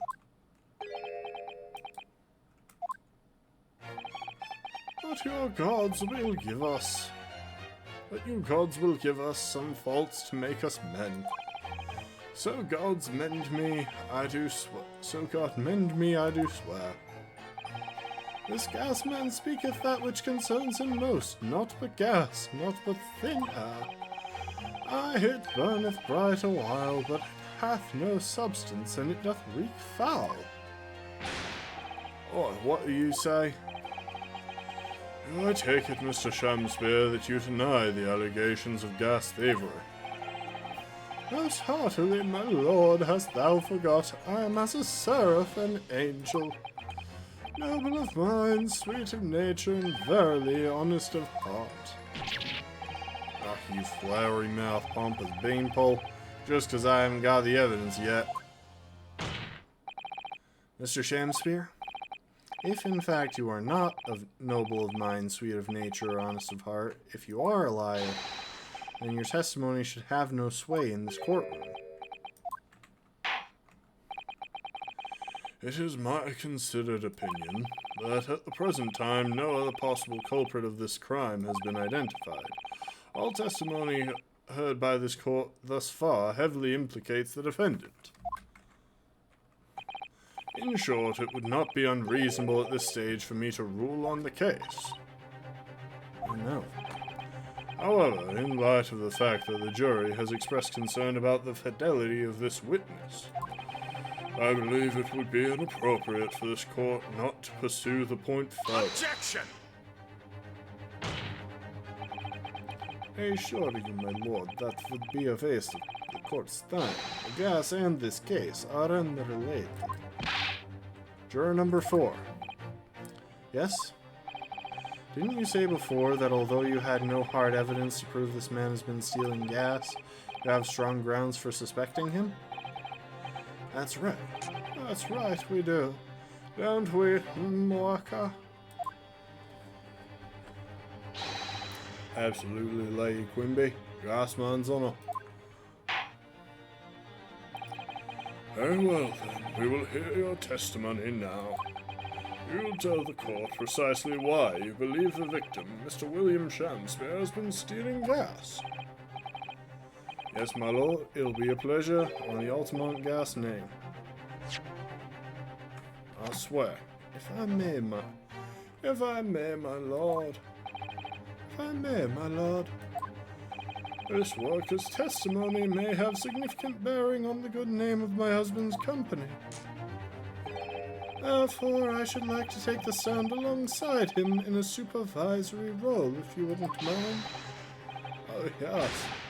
Wow, oh, yeah, sweetest honey, yeah. That is a weird statement in response to that. Very well, as an exception, I shall honor your request. Thank you, my lord. You wait till the boss gives you an earful. Oh, it's gonna sting, mark my words. So you will both testify before the court on the subject of the illegal consumption of the Altamont Gas Company's fuel. So the funny thing that I'm noticing about these games, the Phoenix Wright trilogy seems heavily based on the concept of there should be a jury. Like, that's a big point that you take away from the games. It's like, okay, this legal system wouldn't happen if there were a jury. This series, meanwhile, seems to be about the fact that that jury needs to be impartial and unbiased in order to render fair judgment. Yes, that is clear, my good man. Clear as Altamont Gas, milady, which is the clearest in the world. I can't nail down his voice. Also, I know the one guy, juror number 5, is supposed to be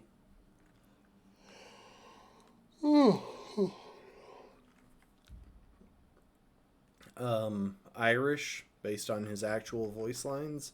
I can't do an Irish accent, but I will try and switch him to Scottish, which is as close as I can get. Do you think the gas has gone to his head, Miss Susato? I think the man is just a very dedicated employee, Mr. Naruhodo.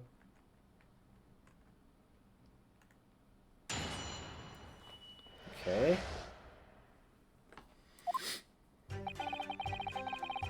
I'm proud to be the company's East End branch investigator and meter money collection agent.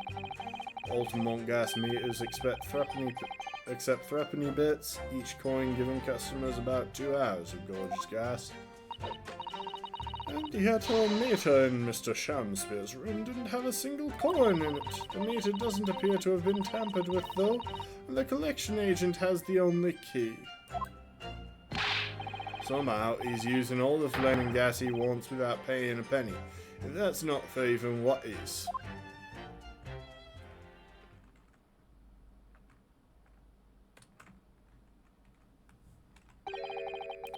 Pray forgives the discourtesy. The irrelevancy of this testimony caused me to turn to my hallowed chalice. It caused me to start drinking in the middle of the day. I don't have a problem. I don't know why you would suggest it. What do you mean by that remark, Lord Van Zix? Did the mustachioed Nipponese poison the gangling excuse for an actor, or didn't he? That is all that should concern this court, and yet now we must listen to this abhorrence. Clearly, what separates the vast British Empire and your Eastern Island nation is more than geographical distance. This could turn out to be crucial testimony. The cross-examination must go ahead.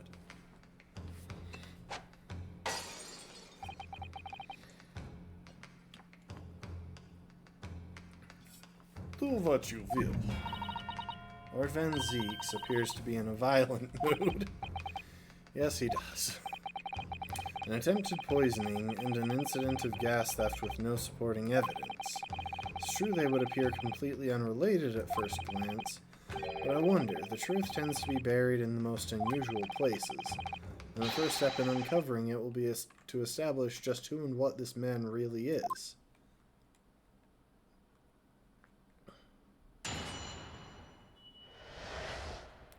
The Altamont Gas Company's investigation. I'm proud to be the company's East End branch investigator and meter money collection agent. Hold it! So does that mean you enter people's houses in order to empty their gas meters? That I do. After trying to catch people when they're in, then I ask permission to come inside and do my business. Does that mean you've been into Mr. Natsume's room before, as well as that of Mr. Shamspear? Well now, interesting you should bring that up, because I couldn't believe how little money was in his meter. I mean, how the pair of them survive the winter is beyond me, it really is. Well, Mr. Natsume, he probably spends all his gas money on books. When he's finished reading them, he probably burns them for warmth. Oh no, don't burn books, people. You will kindly reiterate your statement about the gas meters themselves, Mr. Meterman. Not much to say really, but as you wish. Altamont gas meters accept threepenny bits, each coin giving customers about 2 hours of gorgeous gas. Hold it! So all London houses that have a gas supply are fitted with these gas meters, are they? The latest model. The height of technology developed by our company, Altamont Gas. And anyone who uses our gas will have one of these meters in their property, yes? So if a 3p coin gives about 2 hours of gas, most people would use about 3 coins in a night. A bit more than that usually, if they have both gas lights and a gas stove, that is. Thinking about it, Soseki-san doesn't have a fireplace in that room of his, does he? Some people still choose to use candles, of course, and only have gas for heating. Ah yes, I do remember seeing candles in Mr. Natsume's room, actually. And how does the money in the meter get back to you at the gas company? Every 3 days, gasmen like me visit properties on the gas supply and empty the meters of coins. I must say the design and manufacture of the new meter cost for the company an awful lot of money. But happily it did put a stop to people not paying their dues for the most part. Ah, because they have to pay in advance, you mean? Yes, exactly right. And yet the meter in Mr. Shamspear's room didn't have a single coin in Hold it. it!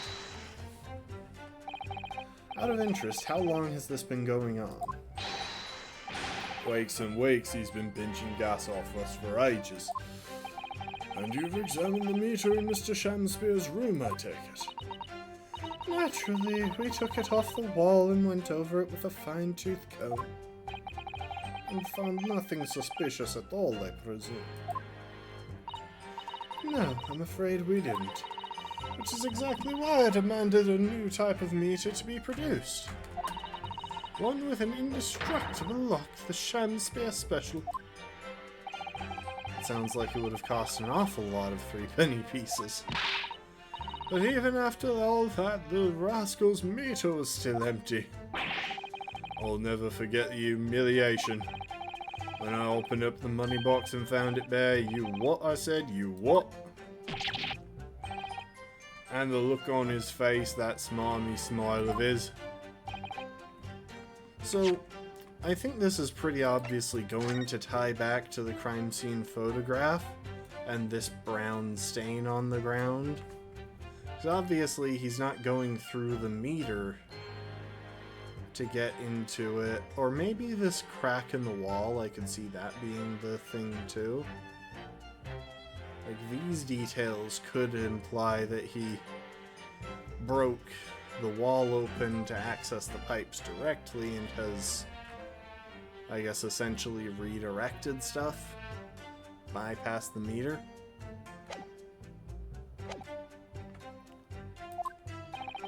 I pulled the meter straight off the wall and took it back to the office, but you know what? Nothing. Not a trace of it being jemmied open anywhere, not a single sign. That's what's happening to my salary as a result. Down by 3 shillings a day, that's what. A life-threatening situation in a number of ways. Incidentally, what became of that meter? Nothing became of it. I've still got it. Oh? Right here. No wonder they call you Meter Man. I think it would be prudent for the court to sequester this item while the trial is ongoing. The gas meter has been entered into the court record. Dispenses gas for a set time after a coin is inserted. Sports a very strong lock developed especially with Mr. Shamspear in mind. Definitely, although at first glance there doesn't appear to be anything unusual about it. Let's move this along, shall we? Continue with your testimony. So I would say it has as much value as the contents of that meter. Oof.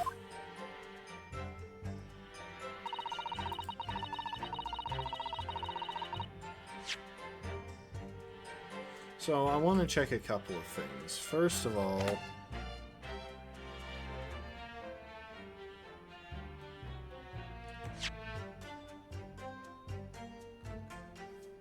I want to check the list of people.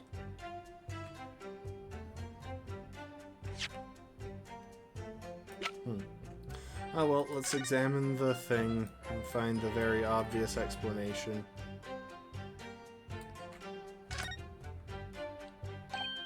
Oh, what's this? Spotted something, Mr. Naruhodo? Just here, there's a little hole, do you see? Goodness, you're right, I wouldn't have noticed. It's not a very neat hole, is it? Not professionally made, I'd say. So you think it might have been opened up by Mr. Shamspear? Possibly. It seems the people at Altamont Gas must have missed it. Well, it certainly seems to go all the way through to the inside. There's no way a coin could fit through there. It's true, but even so, it seems more than a little suspicious.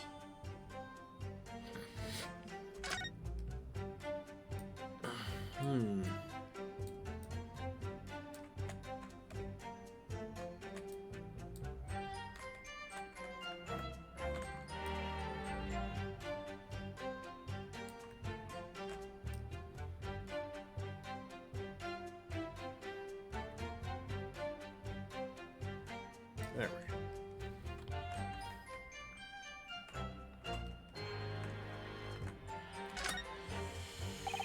That's a very sturdy looking padlock, isn't it? The money box is sealed with beeswax, too. So if Mr. Sholmes were to get up to any mischief, he'd be found out immediately.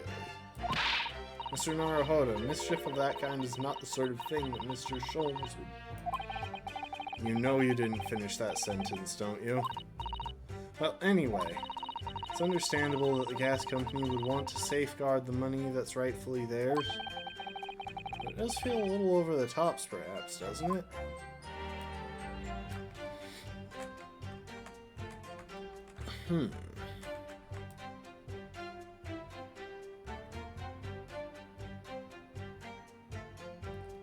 So I guess maybe he could be reaching something up from the bottom and tricking the company, or tricking the machine into thinking it's received a coin.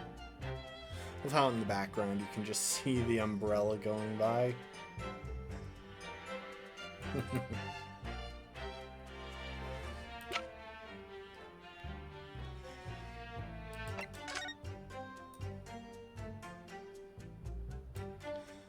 So, one thing that I think we'll find is that at some point we'll show that the soap was important, and the next day they'll go back and find that the other soap has some of the tea in it. They'll test it and find that it wasn't poisoned, but they'll still have a different way to incriminate Mr. Natsume.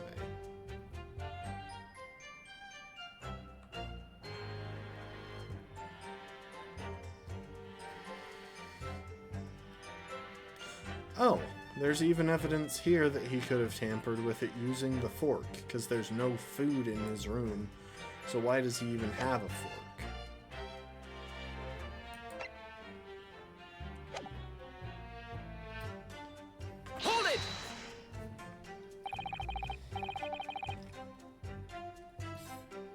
there's only one key for all of your meters?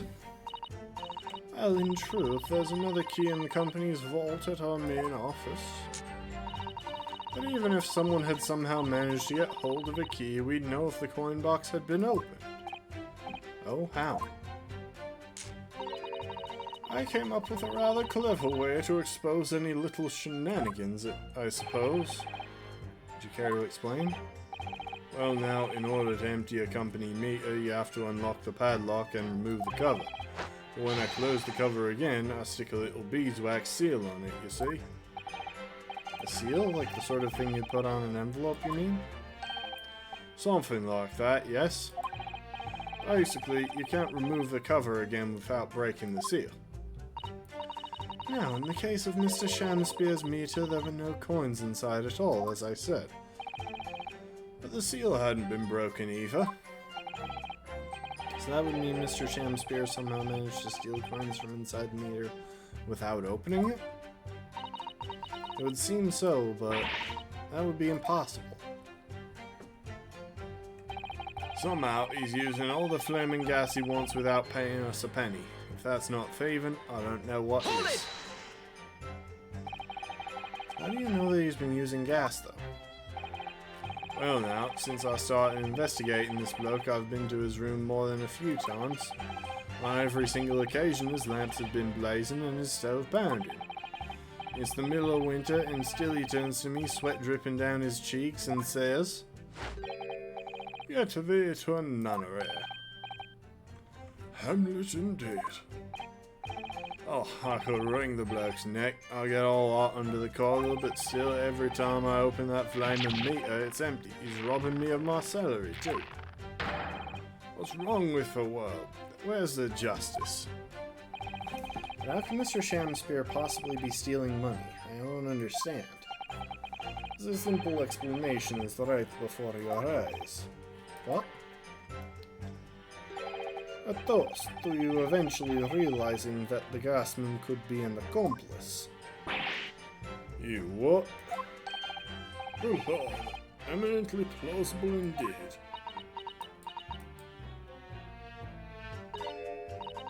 Well, what do you have to say for yourself? Oh please, Lady Quimby, I'm a faithful worker. And besides, if the money us gasmen collect doesn't tally with how much gas has been used, you dock our pay by the same amount. So you'd be stealing money only to have the same amount taken from your wages. Clearly that makes no sense. Perhaps it's a case of losing the battle to win the war? No, I'm not going to stir up the hornet's nest. If I went stealing from the company, I'd be finished. It would seem there is no evidence to support the claims of thievery made against the victim, because Mr. William Shamspear is innocent. Pray, forgive me if that shatters some illusion my learned Nipponese friend was clearly under.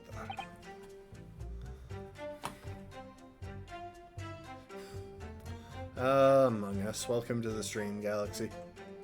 Ugh.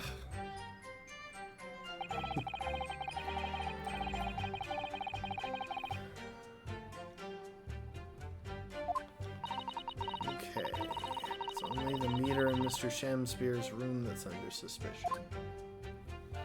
Yep, it's Ace Attorney. The Great Ace Attorney 2. It does seem as though perhaps it has nothing to do with the incident involving Mr. Natsume. I know, it does seem that way, but the fact is, since I've been practicing law in England, I feel like I've encountered this at least once already. Cases that are interlinked.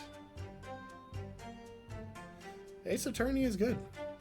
It's a good series. I like the humor. I like the characters. First time playing through this particular game, I played through the Ace Attorney before this on the channel. Oh. Might seem the two cases have nothing to do with one another in first, but in fact they're intimately connected. Yes, we have experienced that before, haven't we? I wonder if this is another instance. Perhaps, but we can't be sure of that yet. The Altamont Gas Company has been investigating Mr. Shamspear so earnestly, There must be something to it, but then how's he been managing to steal their gas?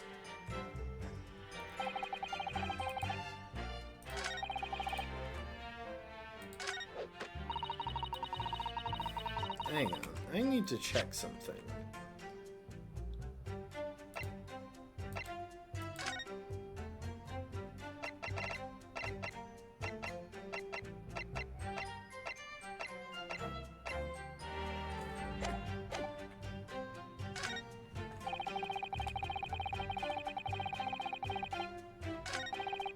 Okay, so I can do it with the directional keys, not with the mouse, though.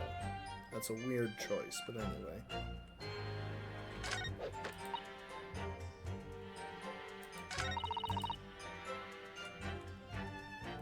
Okay, well, I'm pretty sure...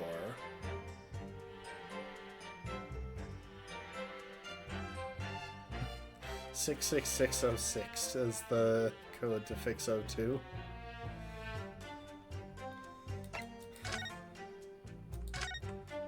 I mean, assuming every code is equally likely, then yeah. It's gotta happen at some point. Anyway, there is evidence that it's been tampered with. Objection!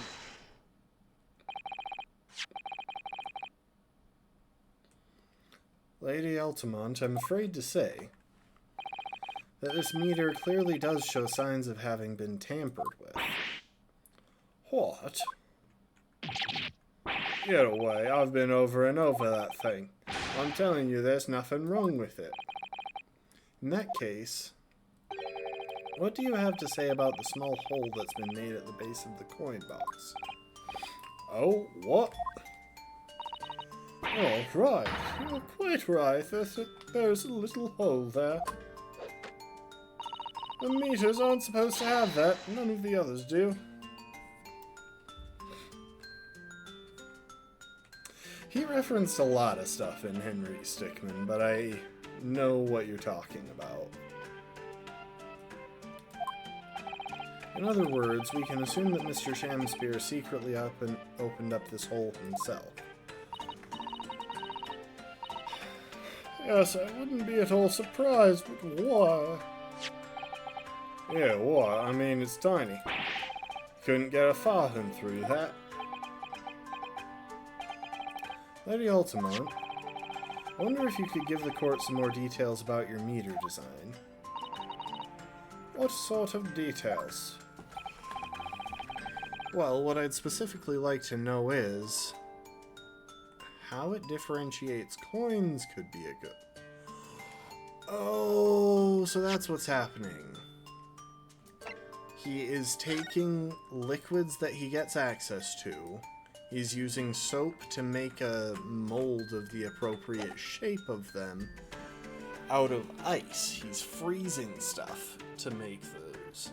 And he's letting it drip through that hole at the bottom so there's no evidence inside the coin box when he's done. But of course that's leaving this mark on his floor. I didn't think that would work because I'm pretty sure there are safeguards against essentially that in modern coin machines. And I would be astonished to see a piece of ice that small and thin actually manage to not shatter when put into the whatchamacallit, the machine, but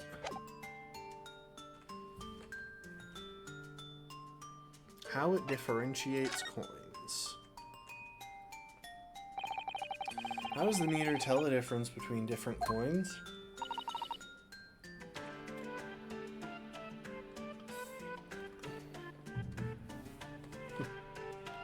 We find Polis Petrovic from Henry Stickmin the most interesting bio because it says he won sweepstakes and got to name a planet after himself. Oh, nice. I haven't actually played Henry Stickmin. Haven't gotten around to that one yet. I think it might be on my wish list or maybe in my library, but we got so many games. For example, if someone were to put 1 penny in a 1-penny coin, that wouldn't work presumably, would it? No, of course not. So, well, how does the meter know that the coin that's been fed is a threepenny bit? Ah, I see what you're getting at now. The meter tells coins apart by their shape and size, which includes their thickness. A threepenny bit is about 3/4 of an inch in diameter, you see. Other coins just won't fit. Ah, I see. It's clearly been very well thought out. The witness will amend her formal testimony with that information in case it's pertinent. As you wish, my lord. The meter is designed for coins of the exact diameter and thickness of a threepenny bit. Nothing else will fit. Hold it! But conversely then, it would seem that anything matching a 3-pence coin exactly in terms of diameter and thickness... Yeah. Yeah, no, the games are good. Could equally well be used. Would that be true? Well, yes, in a way. The weight comes into it a certain extent as well. We've thought of that too anyway. If I find any fake coins inside the coin box when I empty the meter, the contract says the customer is to pay 100 times the amount they diddled us as a fine. We live for moments like that, us gasmen do live for them. It would seem the gas company has thought of everything. Ooh, a raffle gas, a raffle cash, ultimate all the way. He does, kind of. Not the shoulders, though. That's quite enough of that. Remind me, how big are threepenny bits? About 3/4 of an inch across. What do you think, Mr. Naruhodo? Is this 2 centimeters measurement significant? Or perhaps there's some other aspect of the meter's construction we should be focusing on? You may be right. Perhaps I should try a different tack here. Like asking about whether the meter can be dismantled, for example. I'll save before delving deeper.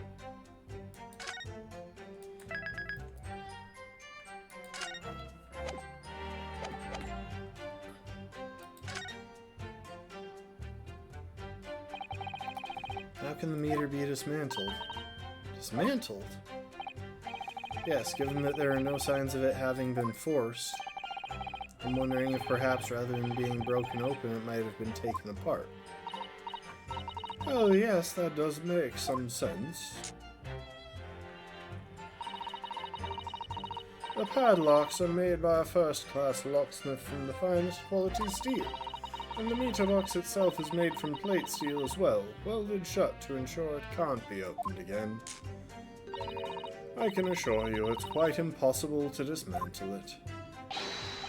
Yeah, nothing leaks from an Altamont meter, no coins, no gas, no nothing. I see. Witness will amend her formal testimony with that information in case it is pertinent. As you wish, my lord. My lord. All joints on the meter are welded shut and the lock is made from solid steel. There's no way to dismantle it.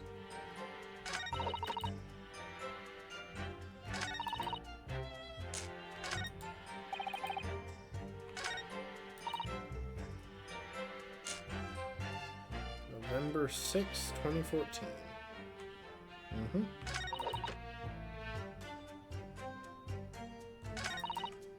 Oh yeah. Hold it! Has anyone ever tried? Oh yeah, they've tried, but they've all given up before long. After all, if they actually broke the meter, the company would be able to take legal action. Yes, that makes sense. What do you think, Mr. Naruhodo? Is its welded steel construction significant, or perhaps there's some other aspect? Yeah, I want the other statement.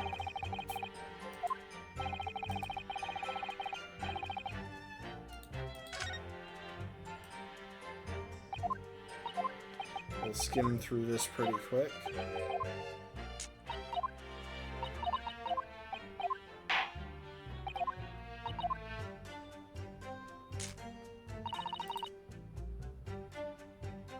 Okay. Let's save and start presenting.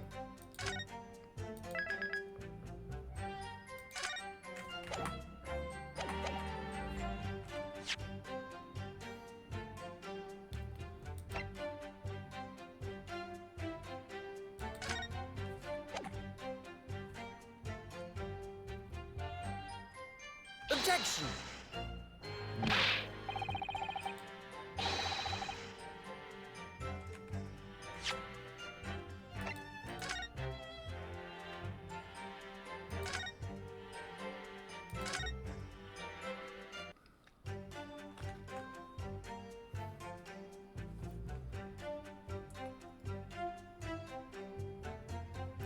Yeah. I mean, AI started improving, but at the same time, a lot of it's still not what companies would like you to think. And so much of the idea of coding whole chunks of stuff with AI is already turning bad. You still need a human with enough brains to verify that it's actually doing what it's supposed to.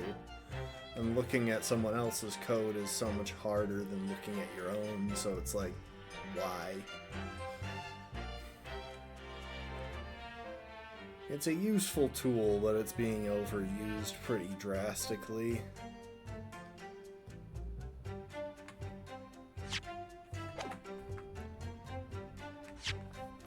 So...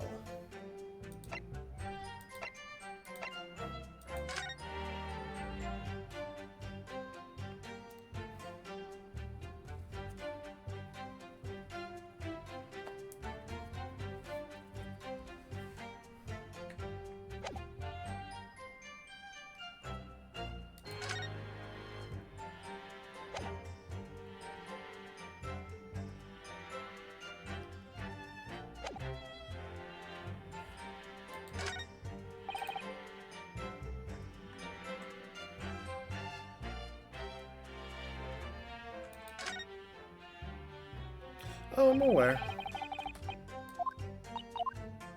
I've already disabled it on my Google Chrome. And gone out of my way to shut off Copilot. Because I don't want them using it. Most of it is just to read your information anyway.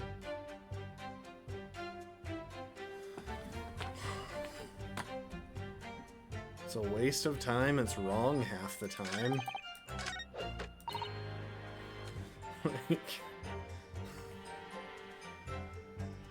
And yes, wrong half the time is an exaggeration, but like...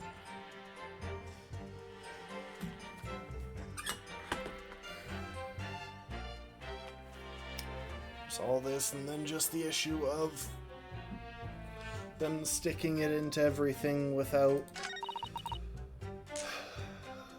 consulting customers at all, which is the big thing that tech companies want to do right now. It's, oh, we're going to stick AI in everything that we're doing. We don't care if it actually works or not. It's just throw it in there.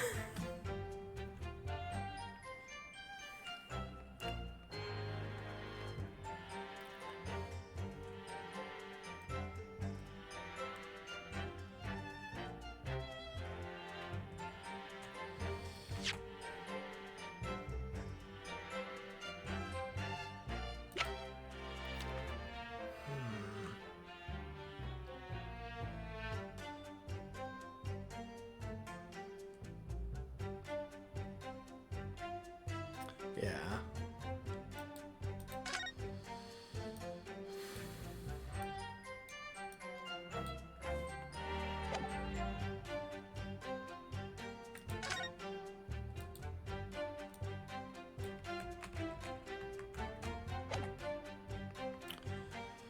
I'm trying to figure out what they actually want me to present here. Maybe I need to examine stuff more now. Oh yeah, so there's an update to this thing. Okay, this is what I had to do. 3/4 of an inch, do you think? We did find the soap at the scene, didn't we? Yes, there were 2 bars on that little ledge just outside the window, so we took this one, but I'm sure that when we first found it, there was some sort of reddish medallion in the middle there. I remember it clearly. Yes, but there's no sign of it now. Where could it have gone? 2-centimeter diameter circular depression in the middle of the flat surface. There we go.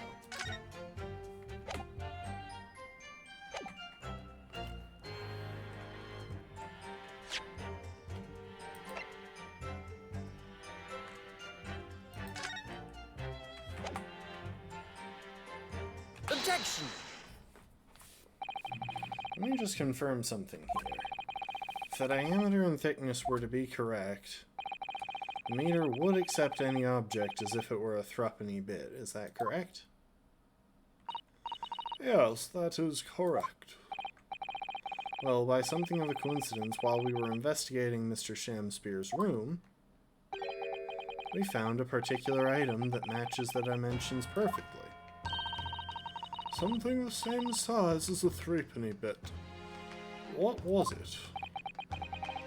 The item in question is this, he says, holding up an entire bar of soap. What? Have you been inhaling gas? That's a bar of soap. It certainly looks nothing like a threepenny bit, I must say. So maybe the reason he actually collapsed was just that he left the gas off because the guy was standing outside his room peering in through the windowsill where he had his where he was making his makeshift coins. Since it looks like I'm going to have to point out exactly what I mean here. I don't think he's concussed at the moment, but I have no proof that he isn't. Dead or concussed. He was supposedly poisoned. But we don't have the details.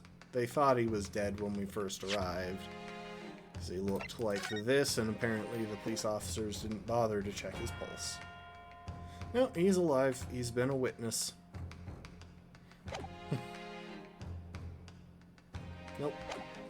Fully alive. He was testifying earlier in the trial.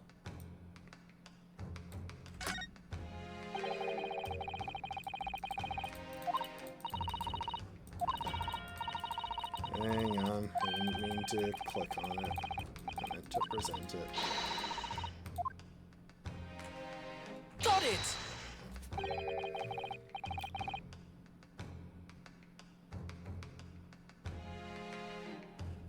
Nope, he's fully alive.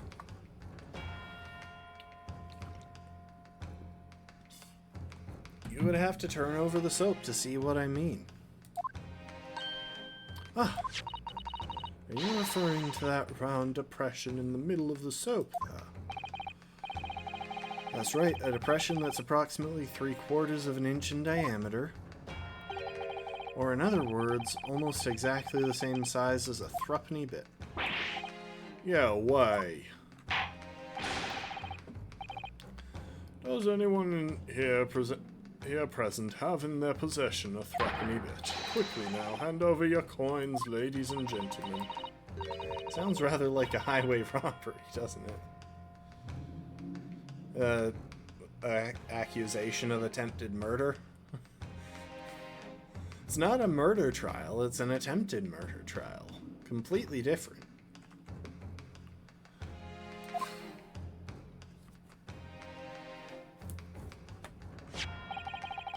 Thanks to a kind member of the public in the gallery, I have here a threepenny bit.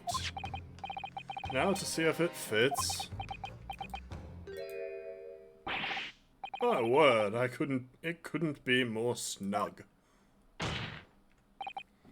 Yes, as I suspected. This, without a doubt, is a vital clue to explain how the Altamont Gas Company is being defrauded. Well, I don't believe it. She's all stripy. She looks like a bumblebee. So, your assertion amounts to what? That some inferior bar of soap has a tentative connection to the theft of gas. Yes. The depression in the soap was clearly made by a threepenny bit. As he does. He does have a tendency to destroy things. I must concur, at least, that pushing a coin with some force into a poor quality bar of soap such as this is a remarkably simple way of replicating the coin's shape. And then you could use, well, some melted wax or something to pour into the mold. You can make fake coins in no time. Okay, and we're about to have a dispute, as he claims that there would be fake coins. We'll get through that by showing that it wasn't melted wax, but a liquid. This brings all the pieces of the puzzle together. It's the method of Mr. Shamsbeer has been using to seal the gas. That's the missing link. No, they're not the suspects. And if I now fall, for the record, I would gladly show the suspects. There we go. So, this is my judicial assistant, a couple of people who live with my character. This is the victim in the last case, who just recovered from a coma. She hasn't become relevant in this case yet. This is our client, the accused, Sherlock Sholmes. Not Holmes. Sholmes. This is the detective who tends to do a pretty terrible job of, well, his job. This is the victim, still fully alive, though he didn't seem to be when we started this process. This is the owner of the building, the prosecutor, known as the Reaper of the Bailey, Adrian B. Meterman, the Altamont gas worker, and this lady was initially in the jury, but they don't understand the concept of an impartial jury, and she is directly related to the case, so right now she's testifying. She'll be going back to the jury after this, presumably. Now, if I follow the chain of thought, it's going to bring me to a new explanation for what happened that nobody's considered yet. But this is all nonsense. If the man had been making fake coins, my worker here would have found them when he emptied the meter. Quite true, Lady Altamont, in the absence of some black magic that can make them disappear. I see. That's what we're dealing with, is it? There is one form of black magic that could cause the fake coins to disappear into thin air, yes? Exactly, and the meter here gives it away. What on earth? There are remnants of the magical method he used visible on the gas meter taken from the victim's room. If that is your assertion, counsel, the defense will identify those remnants for the court at once. Where on the meter can the method used to make fake coins disappear be seen? I mean, I'm pretty sure it has to be this. Got it! Found this bar of soap at the scene of the crime just outside the victim's window. Outside? Yes, outside, where you yourself, Mr. Meterman, were loitering in the freezing winter air. What if he attempted suicide? That has been considered, but there was no container for poison in his room, and he didn't leave during the night. So he couldn't have gone anywhere to dispose of the container or poison himself. It's not a bad accusation, but it doesn't seem to be possible based on the current evidence. Oh, I get it. That's right, the answer, of course, is ice. Did you say ice? The trouble is, we're going to get to the whole end of this bit, and Lord Van Zeeks is going to ask for relevance. Like, we will establish that that the victim is dishonest, which will cast doubt onto his accusations. But I don't know if he's got another witness lined up, or more evidence to bring forward, or if that'll take us to the next day as he searches for more evidence specifically. I mean, I'm guessing it'll take us to the next day because there were 2 bars of soap. The other one presumably still has some liquid in it. They'll put together that liquid is the tea that Mr. Natsume brought him, and they'll want it to test him for... They'll want it to test for poison. Mr. Shamspear has been leaving soaps like this outside his window each evening, filled with water. After a night outside in the bitter cold, the water is completely frozen solid the next morning. Then, he takes his fake coins of ice and feeds them into the gas meter, giving him light and warmth in spades. As his room becomes comfortably warm, the ice now inside the meter's coin box, melts. We already searched the crime scene a good bit. Turning back into water and draining harmlessly away through the small hole made in the underside of the meter. That is how, without leaving any evidence of his wrongdoing, this man has been stealing Altamont gas.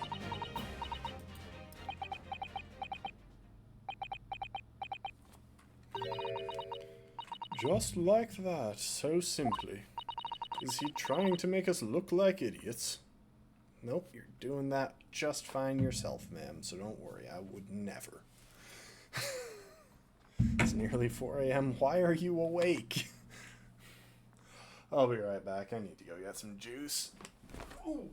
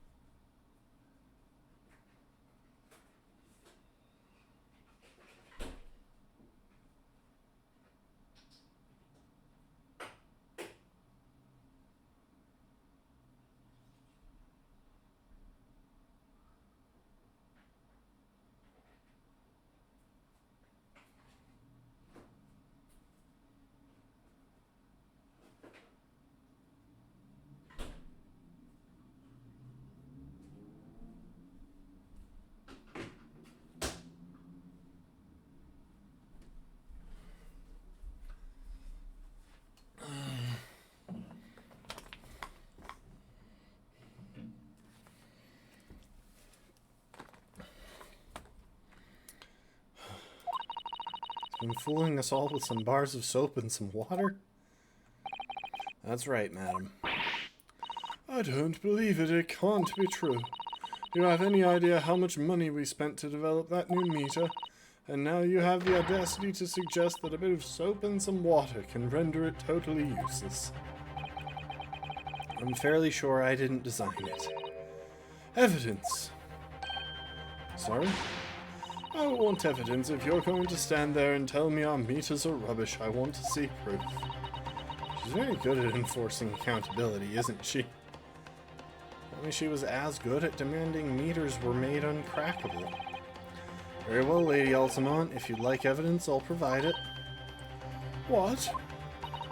Mr. Naruhodo, are you saying you do actually have evidence to support this theory?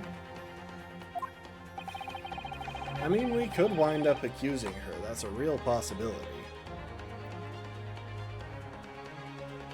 I did notice a trace of something that bothered me a little at the time. And I have a feeling that this theory we've come up with now could explain it. A piece of evidence that substantiates the theory about how Mr. Shamspear has been stealing gas is... I'll drop a save here real quick, but I'm fairly confident in how I'm going about this. Anyway, sorry about the ads. I've got them set as low as I can. It's the picture. Take that! This is a photograph of the scene at the point when the victim was discovered, taken by Inspector Gregson. and it clearly shows the remnants of the crime carried out by Mr. Shamspear. What remnants? Here you can see the gas meter on the wall in Mr. Shamspear's room. Now look closely at the floorboards directly underneath the meter.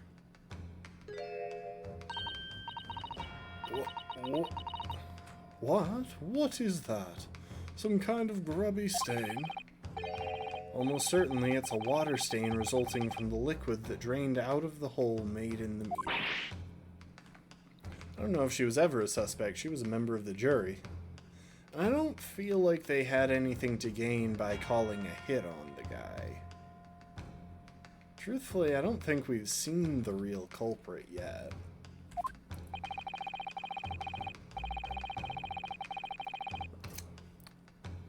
If one coin gives around 2 hours of gas usage, and the occupant was heating his room all his waking hours, you can imagine he would have used around 10 of his fake coins each day.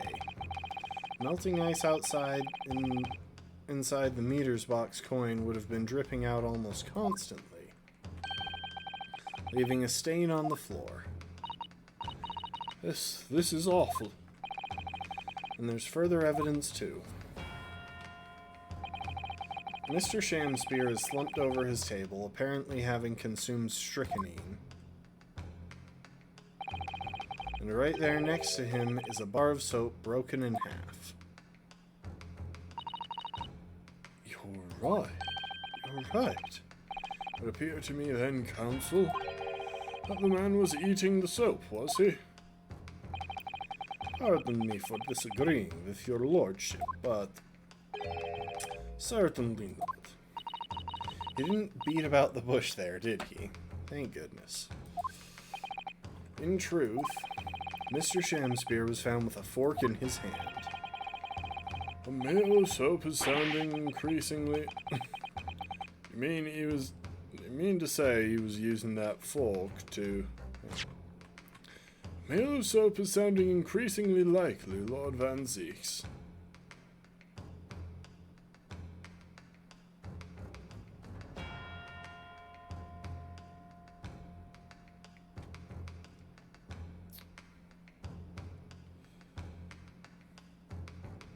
What does what idiom mean? I'm not sure. Oh, beat around the bush? He didn't dance around the topic. He went straight to the point. I think it's a hunting expression.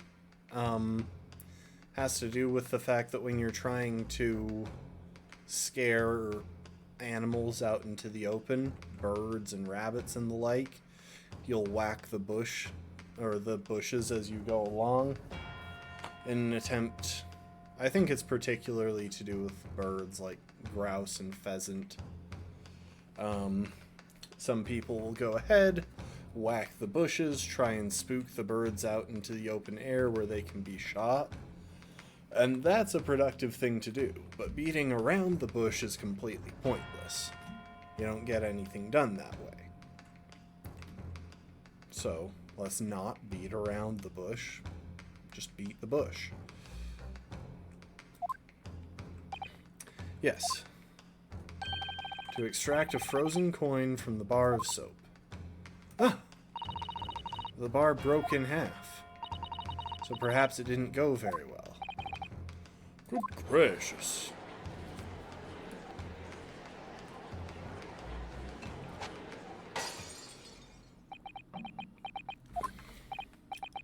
Lord Van Zieks.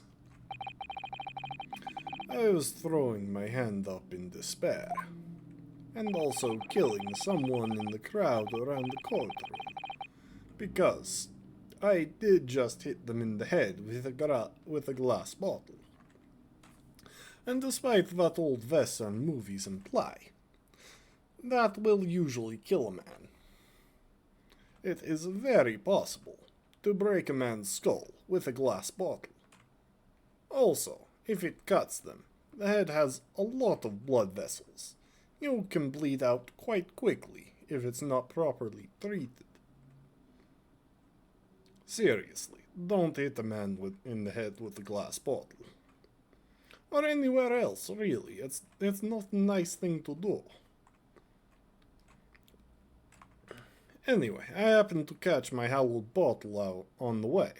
Pray forgive my maladroit mistake. I actually want to look up what that means. I can guess from context, but... Ineffective or bungling, clumsy. No, I'm pretty sure he's supposed to be British, but I have determined him to be Transylvanian because he looks kind of like a vampire, and I needed to come up with a voice for him. Russian is one of the few voices that I can do, and Transylvanian, my version of Transylvanian, you know, the blah blah blah, from, say, Hotel Transylvania. You know, I do not say blah blah blah. Anyway, I can get somewhat close to Transylvanian, I think, as someone who has never actually spoken to a Transylvanian person. I have very little frame of reference, and I'm not good with voices, but I'm trying. What is the meaning of this council? Allow me to pose my learned friend a question. What exactly did you establish with your most recent cross-examination? Well, that Mr. William Shamspeare is a liar and a thief. In other words, that his testimony is unreliable. That's it. That's exactly it. Very well. Let us assume the man is a liar. Now allow me to pose another question. What possible difference does that make? Well, we know that suicide can be discounted. Scotland Yard's investigation revealed no sign of another vessel that contained poison. And on the night in question, there were no visitors to the room except the accused. Young Gasman's testimony, which we have no reason to doubt, has confirmed that. Furthermore, the only possible way the poison could have entered the victim's body is via the tea. The court has seen no evidence whatsoever that suggests otherwise. Even if William Shamspeare is the liar you claim him to be, these facts have been objectively established. There is no escaping it, Except the existence of the poison hasn't been established, nor has his claim of drinking the tea. There is literally no proof that he drank it. And I think that's our line that we're going to go down. Therefore, in light of these facts, the prosecution calls for immediate adjudication. Yes, most of the names in this are puns. I think Susato Mikotoba and Ryunosuke Naruhodo might just be like actual traditional Japanese names, but they could also just as easily be puns that I don't know enough Japanese to understand. These guys are a direct reference to Sherlock Holmes, and her dad is the parallel to his Watson. Olive green, that one's not that hard to figure out. It's a color, she's an artist.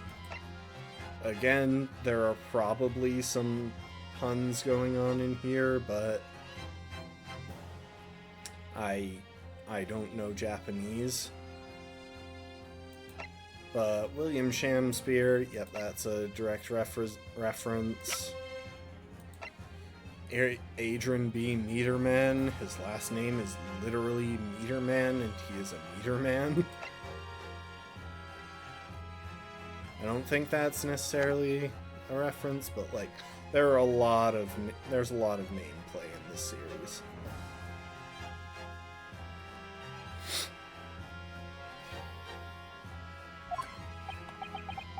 You... What?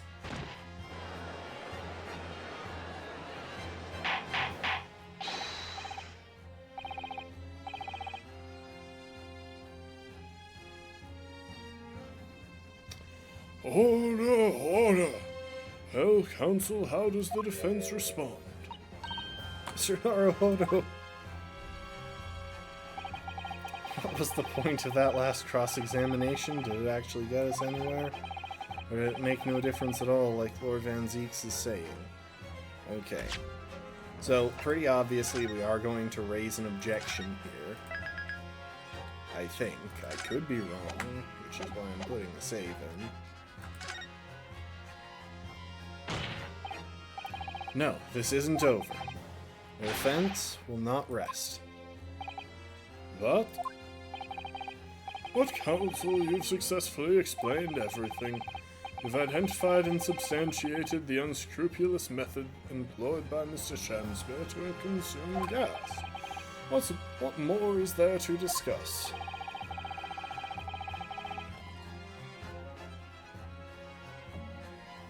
Lord Van Zeeks just highlighted 3 facts in order to make his point.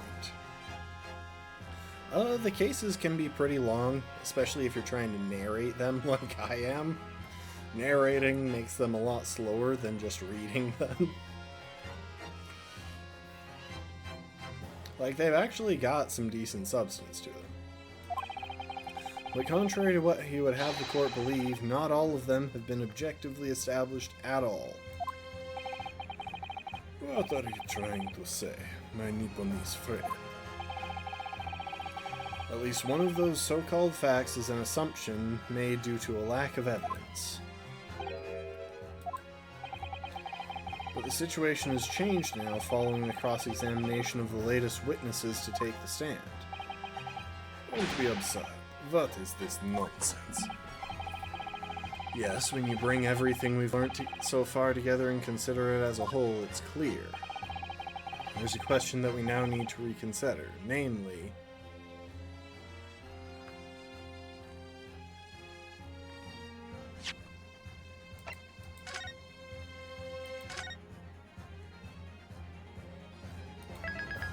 This one's tricky.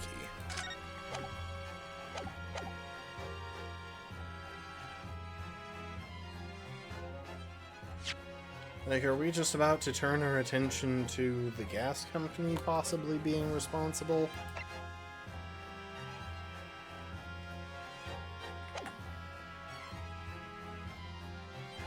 Is someone else responsible? Is there another visitor? No, we have no reason to doubt that there wasn't another visitor. So far.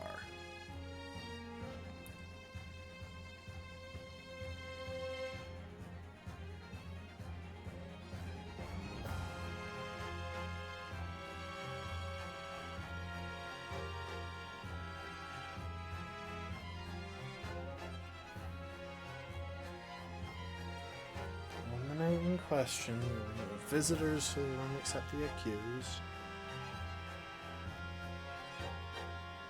Furthermore, the only possible way the poison could have entered the victim's body is via the tea. I think it's gotta be was the poison in the tea. We've all been led to believe that the strychnine poison that afflicted Mr. Shamspeare was in the tea brought to him by Mr. Natsume, but that's conjecture at best. Objection! As the victim has testified that nothing else passed his lips that night, there is no other possibility. And since there was no trace of the tea left at the scene, it couldn't be tested for traces of poison. Objection! As I said, the situation has changed, because in fact some of Mr. Natsume's tea was left at the scene, and a particular piece of evidence proves it. Objection! A ludicrous claim. Scotland Yard detectives investigated the scene exhaustively. What evidence are you suggesting they missed? The defense has made a bold claim indeed. Very well, counsel. Present your proof. What evidence from the scene of the crime can tell us about the nature of the defendant's tea? Take that! Good gracious! The soap again? Same bar the victim used to fashion his coins of ice. Yes, that's right, my lord. It's just come back to me. Something about when we first found this bar of soap at the scene yesterday. It's more bars of soap. Soap? What are the bars of soap doing lined up on a ledge outside the window? You know, something interesting just occurred to me. Take a look at the picture. So those are significant. Okay, maybe it can't be what I'm thinking. I was thinking that most of the bricks were in the wall long ways and that the loose ones were in it sideways to leave room for the soap. But I don't think that's the case. It does seem like these are consistent in length. More or less so, anyway. There's actually a frozen coin in each bar. So you discovered the gas thief's coin factory. Fascinating. In a way, yes, but there's more. The coins we found in the soap at the time weren't normal ice. There was something strange about them, you mean? Exactly, something very obviously strange. They were red. The ice was red. No. You mean... That's right, it's obvious to me now. The fake coins in the soap were made from frozen tea. What? I will remind the court of a statement made by Mr. Natsume earlier in this trial. That evening, yes, I did take some freshly brewed tea with me when I visited Mr. Shamspeare's room as a gift. The public water outside always freezes at night, so I bought bottled water especially to make it. And this is the result. Never will I touch tea again. Never.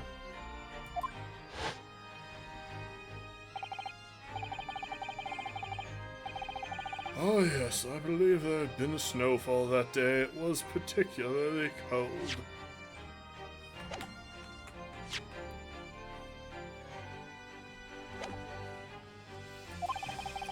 Sadly, on such occasions, the poorly constructed water mains in the East End are prone to freezing. So on the night in question, Mr. Shamspeare, having no running water to use, was forced to use the tea brought by Mr. Natsume in order to make his fake coins. My word!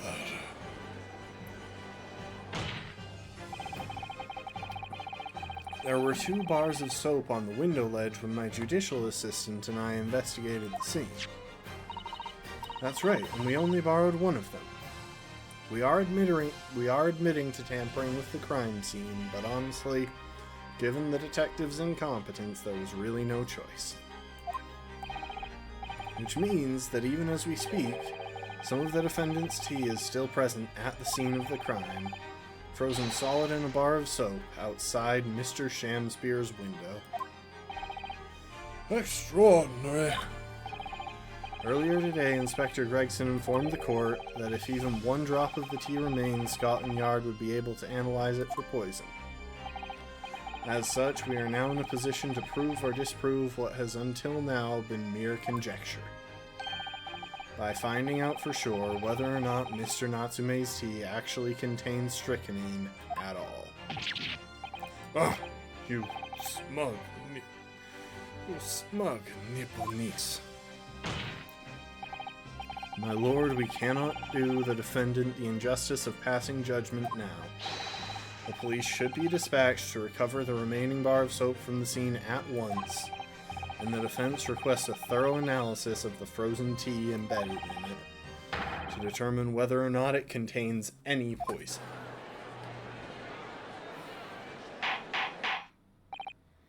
Bailiff, instruct the police to attend the scene at once. Yes, my lord, understood.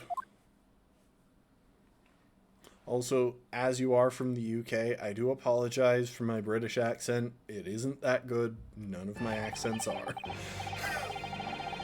It would seem we have no choice but to suspend these proceedings for the time being. I trust you have no objection, Lord Van Zeeks? None, my lord. Scotland Yard will recover the tea from the scene and carry out the requisite tests immediately. Trial will resume at the same hour tomorrow. The prosecution and defense may conduct further investigations as appropriate in the interim. Yes, my lord.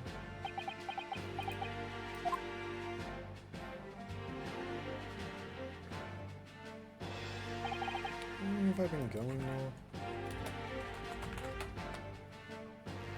A little over 2.5 hours. Yep, that adds up. I find that it takes me about 2.5 hours while playing this way to get through basically one chunk of the case, either one court session or one investigation.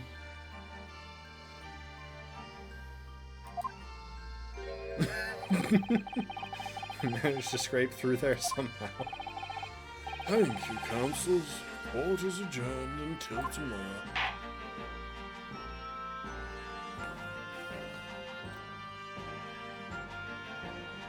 To be continued.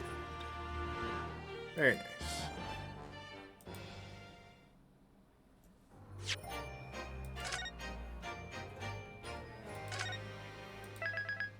Oh, I didn't mean to overwrite that. I meant to overwrite the next thing. Oh well. 22nd February, 1:11 p.m., Naruhodo's Legal Consultancy. Oh, we made it back in one piece. Just. To be perfectly honest, I thought we were finished there for a while. Oh, I know. We had a lot of close shaves. There are so many carriages on the streets of London, you were nearly flattened several times. Oh, no, I didn't mean that. Yes, I know. It's a marvelous defense, Naruhodo-san, it really was. I was in awe of you. Oh, thank you. And now your fervent exploits have won us some more precious investigation time. Let's see if we can find some clues for court tomorrow. Yes, let's do that. Is everything alright? I suppose. I still can't quite believe it, that's all. But I'm here in England, working as a lawyer, I mean. In the Old Bailey, no less. Truth is, it shouldn't be me, should it? It should be him standing in my shoes. It should be Kazuma. It's Kazuma-sama's wish that you follow him to Great Britain and work alongside him. Yes, I mean, I never had the chance to ask him exactly why, but he clearly had a plan. I wouldn't be here today if it wasn't for him. And you're doing wonderfully, Naruhodo-san. I've no doubt that Kazuma-sama would say exactly the same if he were here with us. Thank you, Susato-san. Thank you.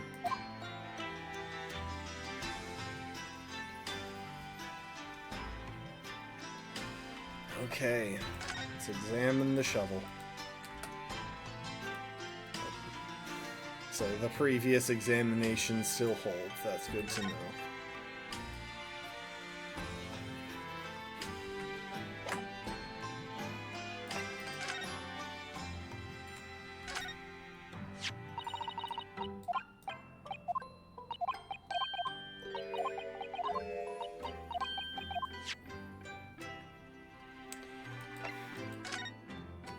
Alright, let's discuss the bar of soap.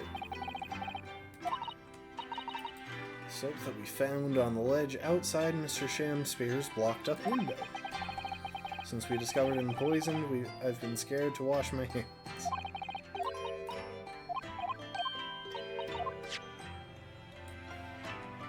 Oh right, that's what I was thinking I needed to do. Hang on.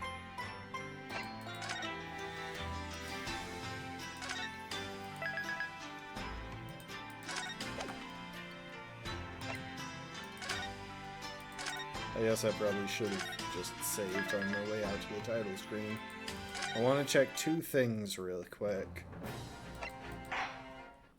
First of all, I think I'm willing to go ahead and put back on Iris's homemade suit, since now I don't have to worry about it messing up armband animations. I think maybe I'll wear it during investigations, but swap to his normal clothes when I'm in court, and I might do the same thing with Susato. It's just so much more professional.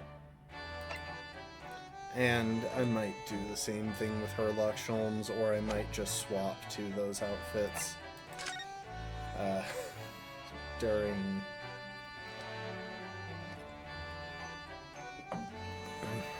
I might just swap back to his normal outfit after this case.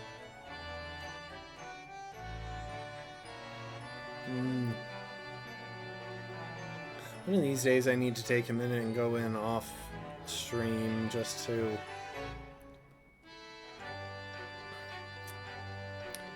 get this achievement. Having read every new idea on Harris's blackboard.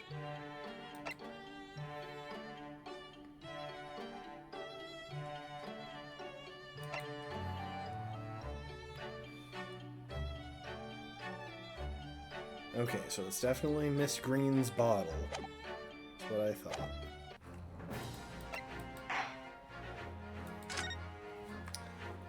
I'll be right back.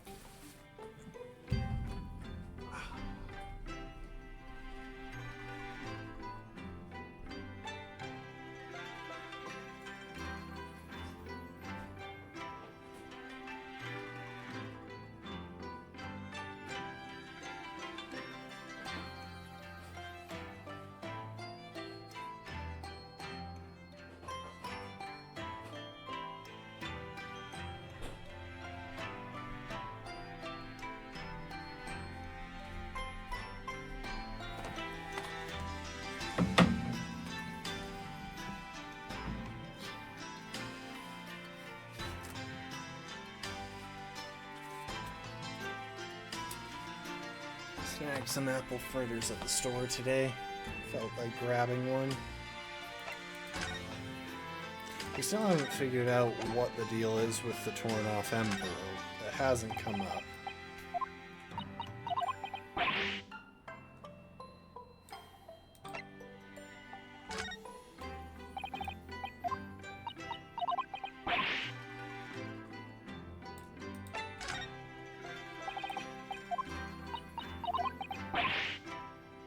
I'm just kind of seeing if there are any new interactions with stuff. Unless you put coins in this meter, of course, it won't give you any gas. British have some really chilling inventions, don't they? Sorry? Well, you could die on a cold winter's night if you weren't able to light your stove. Suppose in a way, one little coin could be the difference between life and death. Personally, I'd break the meter and find a way to light the stove somehow. Oh no, the meter might explode if you were to tamper with it, Naruhodo-san. The gas companies have it all buttoned up, don't they? It is a grim,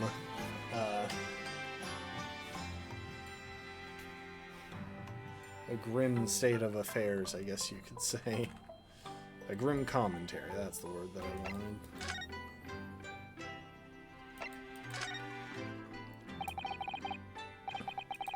Kazuma Osoki, the best friend I ever had and a lawyer with such promise. He really saved my bacon in that horrible incident just before we left Japan. I can still picture him now, looking so fierce and determined in court. And then after the trial, that crazy idea he came up with... As a stowaway? Yes, you can fit inside my trunk if you curl up small enough, I'm sure. No one will know. Kazuma, won't you tell me why? Why go to these lengths so that I can accompany you to Great Britain? It's been on my mind ever since we got through that trial, that you really ought to go into law, be a defense lawyer. You've got a natural talent for it, believe me, I guarantee it. I've never even thought about becoming a lawyer. Well, I can't force you, obviously. You'll have to decide for yourself. But anyway, London is the cultural capital of the world, the city at the forefront of everything. It can't hurt for you to see it with your own eyes. Well, that's true. I wonder how he stored the wind. Because he clearly brought that along with him. I suppose, though, if you were to become a lawyer, then one day... One day what? Oh no. Never mind. Mr. Naruhodo-san? Oh, sorry, I was just thinking about Kazuma. Yes, he's forever in my thoughts too. To change the Japanese judicial system for the better. That was his dream. That's why he so desperately wanted to come to Great Britain to study, of course. Yes, that's right, but... Yes? I do wonder if his true intentions lay elsewhere sometimes.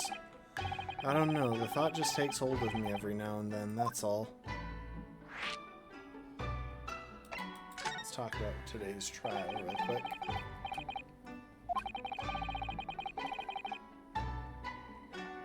It was quite a shock when the victim himself turned up in court and took the stand. I know. Not only that, but then finding out that he is actually a bare-faced gas thief as well. Yes, that was certainly a surprise to us all. For a while it seemed as though everyone had quite forgotten about Soseki-san poisoning the tea. Careful of your phrasing, Susato-san. He didn't poison anything. And there's more to this Mr. Shamspear than we yet know, I'm sure of it. Mr. Shamspear certainly wasn't the noble, upstanding man everyone thought he was at first. What's become of him, actually? I was told he'd be returning to the hospital ward where he was receiving treatment. Which one is that? It's the same as Miss Green's. St. Bart's. Yep. Bart's, as Londoners call it. We know that place, don't we? Visited Miss Green there yesterday. It's the same hospital to which she was taken. Ah yes, after Soseki-san stabbed her in the back. Do be careful of your phrasing, Naruhodo-san. He didn't stab anyone. Perhaps we both owe Soseki-san an apology. Should probably visit the hospital later.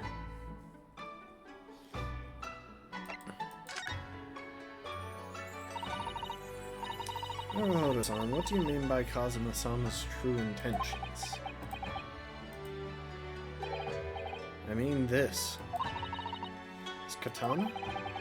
I never expected to inherit the sword after Kazuma passed away, of course. No, I know. It was because I asked you to take it.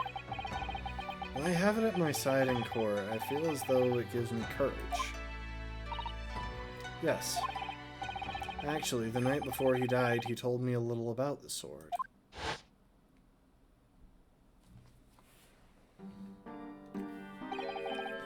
Karuma? That's right, it's a prized sword that's been passed down through generations of the Asogi clan.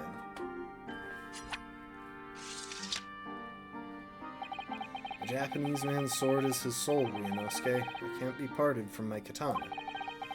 Karuma guides me, I truly believe that. So its name compels its wielder to slice evil in two? Not that you would need much compelling. On that subject, there's something very important that I have to do in Great Britain. Something that you have to do? Yes. I'd appreciate you seeing it through with me. Of course I will. Whatever it is, I'll see it through to the end with you. I knew you wouldn't let me down.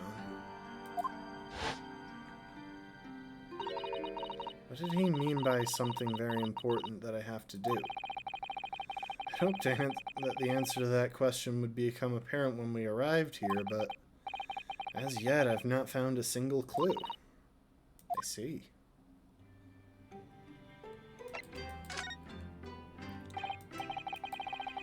I know that Soseki-san took the tea to the victim on the night in question. But as he isn't the culprit, then obviously... Yes, the poison surely wasn't in the tea.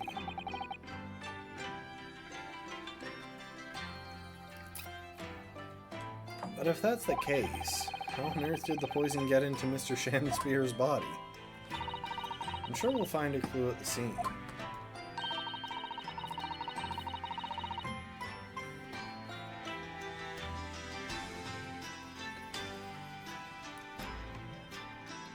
There must be something in Mr. Shamspear's room that will help solve the mystery. Naturally, Scotland Yard detectives have been over the place already, but it couldn't hurt for us to have another look around, I think.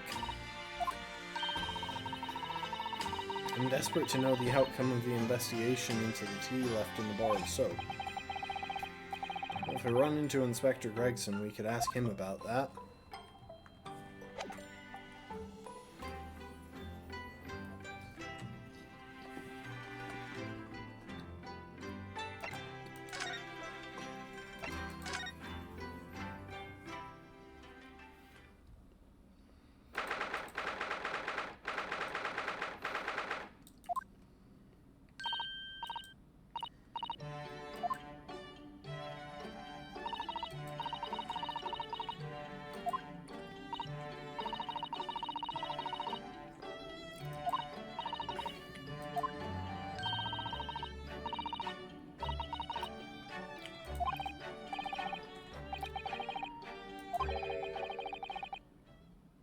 What is that foul smell?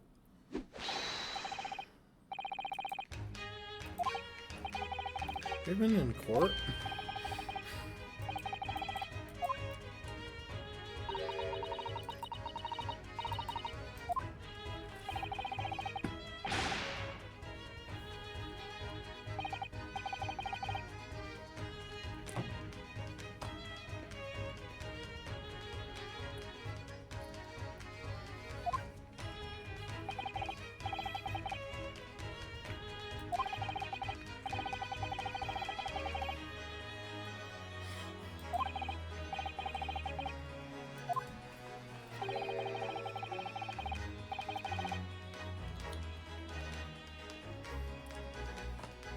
I must pass the time of day with Mr. Reaper again. It's been too long.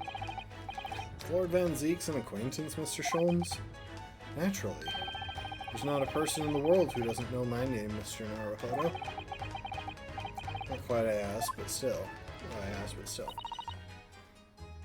Mr. Sholmes, whatever is that odor? Yes, what is it? It's faint, but absolutely awful.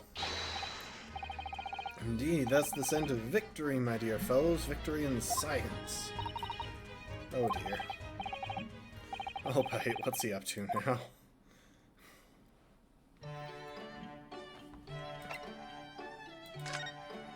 Alright, let's look around the room.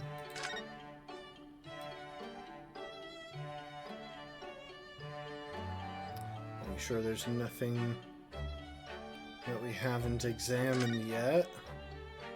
Doesn't seem like this location is updated at all.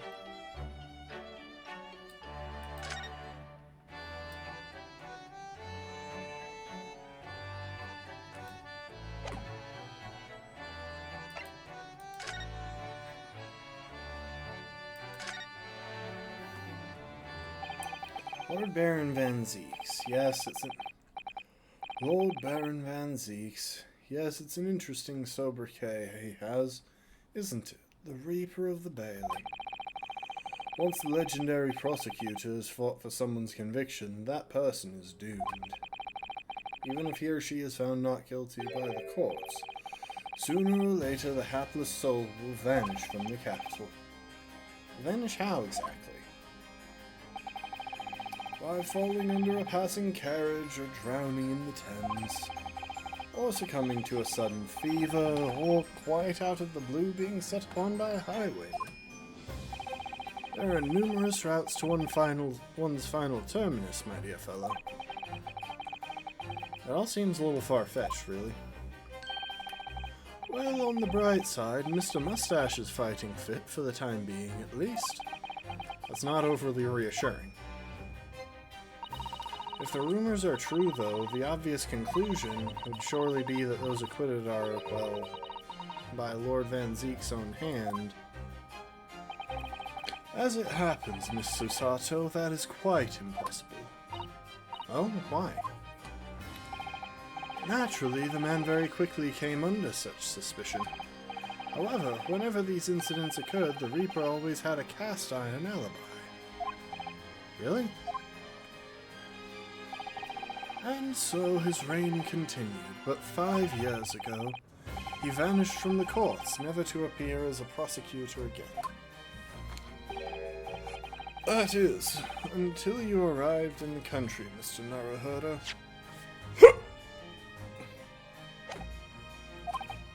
Yes, so I've heard. In fact, it was the very day I arrived when I was thrust into that trial at the Old Bailey. That bitter fight to the death coincided with the Reaper's resurrection, and really did end bitterly indeed. And here you are, facing Mr. Reaper again. Oh, Runo, I don't know if you're just incredibly unlucky, or incredibly unlikable.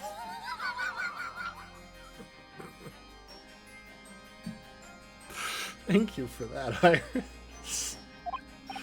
I think it goes deeper than just me. I sense a general loathing of all Japanese people.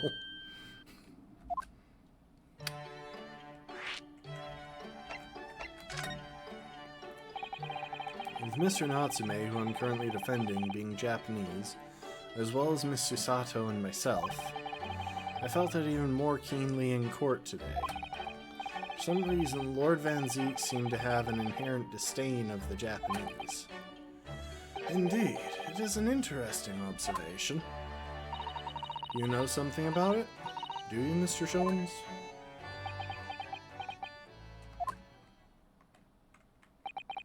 It was about 10 years ago that Baroque Van Zeek chose to enter the legal profession. However, before that time, the young man's closest companion hailed from the Empire of Japan. What the? Tell us more, Mr. Sholmes. What happened? I believe I've made it clear before. I'm unable to tell you anything about the affair.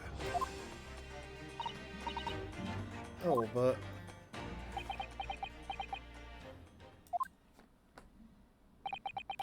the veil will be lifted on the events of the past in due course, I have no doubt.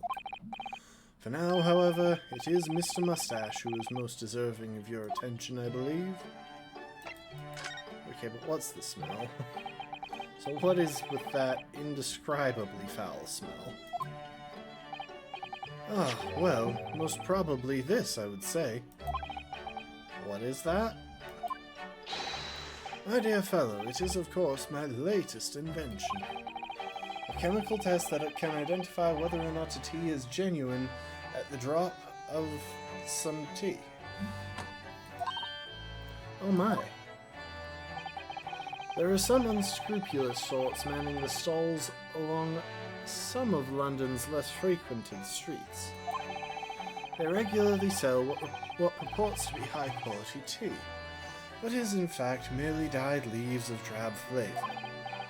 Well, that's certainly unsavory behavior. So when one is presented with what appears to be black tea, one must be careful. Iris?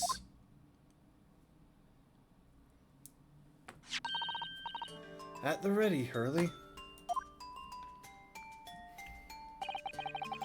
Let us add a drop of my chemical to this cup of tea here. Do you see what happens? It turned completely black. And what a foul odor it's giving. So you have to ruin the tea in order to know that it's real tea. Indeed, the blacker the tea becomes and the more foul the odor, the better the tea is. It would appear that this cup was a particularly fine Darjeeling. That's very ingenious, but what do you do with that black liquid now?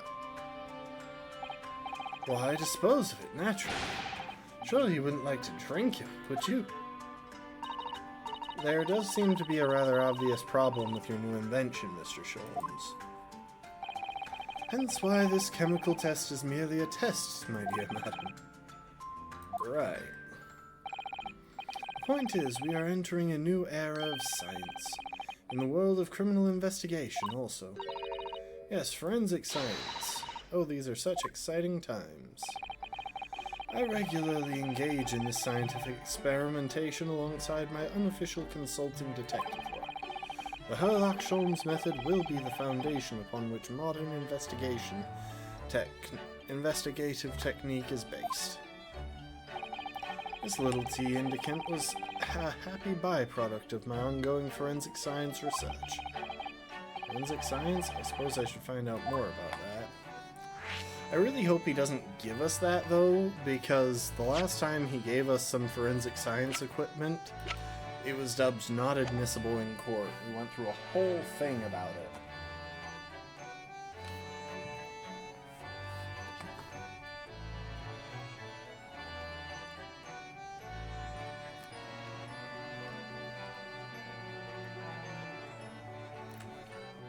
And it's not that it wasn't interesting, but I'd rather them not do the same bit again.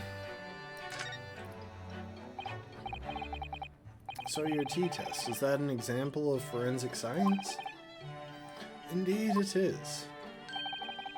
An essential tool in cases that hinge on the knowledge of whether some tea is of high or inferior quality.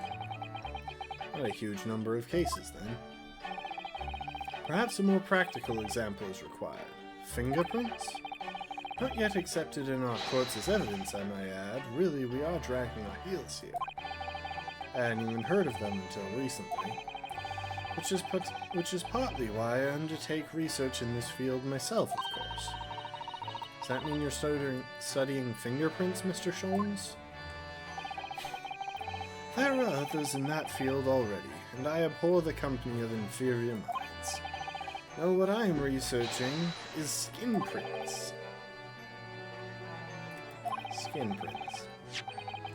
A nomenclature of my own design, as is this chemical agent that makes it possible. It instantly reveals object touched by whichever person is under investigation. Brilliant, Mr. Sholmes. As long as it doesn't turn everything completely odorous and black. I assure you, my dear fellows, you will witness my forensic talents in action very soon indeed. Well, I think we should go back to the scene and see if we can uncover any new clues. That's the spirit, Runo. See you later. Yes, until later. No, Mr. Sholmes, we were thinking you'd come with us. You were? Yes, of course. You said so just a moment ago. You said we'd witness your forensic talents in action. Ah, yes, I do recall saying something along those lines. But you go on ahead. I shall be sure to follow you later in all likelihood. Probably. Maybe. Well, I might. Your commitment astounds me. Well, thank you, Mr. Sholmes. We'll eagerly await your arrival. Bye-bye, Bruno. Bye, Susie.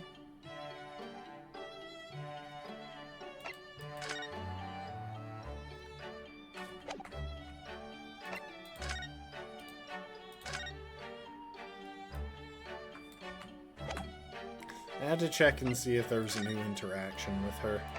Let's head to the hospital.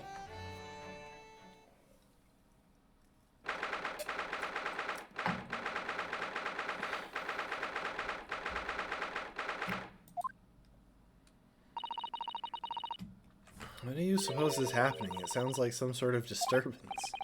Yes, I hear angry voices.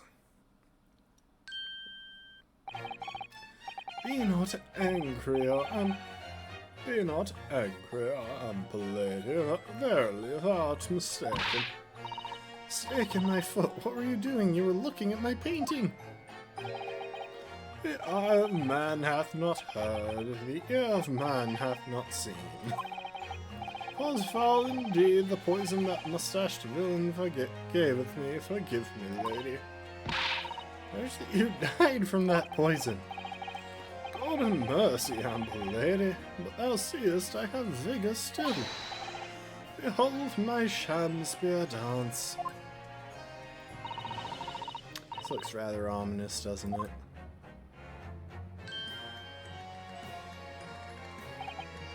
Ah, lo, 'tis the lore from the land whence riseth the sun. Now. What are you doing here, Mr. Shakespeare? Mary, I do believe I am returned unto another world. He was looking. That's what he was doing, looking at my terrible work. Eastern fellow, why so dark clad? Faith, our work in court this morning was wonderful. I do applaud thee. Oh, well, thank you. You'd think that wouldn't be the case, since he's about to get slapped with a bunch of fines from that gas company because of my work in court. But that doesn't mean things will go so wonderfully for you tomorrow, does it?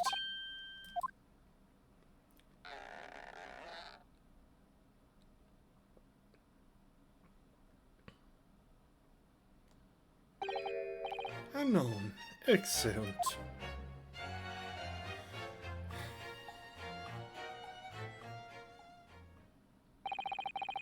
Mr. Shamspear might technically be the victim in this case. There's definitely a lot more to it than that. It's very hard to pin the man down. I'm so sorry, I'm such an awful person. Miss Green, is everything alright? Oh yes, I mean, don't worry about me. They're about to discharge me, so I must get ready to leave now. Oh, I see. Did her bag always have... Is that a rip, or is that just a wrinkle? We're delighted to hear that you'll soon be well enough to go home, Miss Green. Oh dear, you're too kind. I don't deserve it.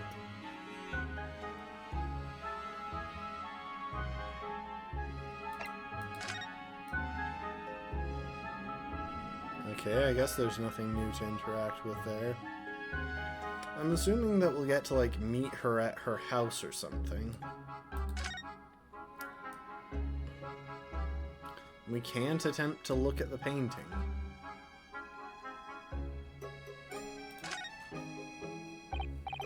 So are you feeling more like yourself today, Miss Green? I am, thank you. I mean, people do recover from ordeals like this, don't they? Even people like me? Well, yes, it really was an ordeal, wasn't it? As far as I was concerned, I was just walking along the snow one evening, minding my own business. Then, completely out of the blue, I was struck in the back by a knife and collapsed unconscious for days. Of course, when I finally woke up again yesterday, the whole business had been cleared up already. What a terrible week it's been for you.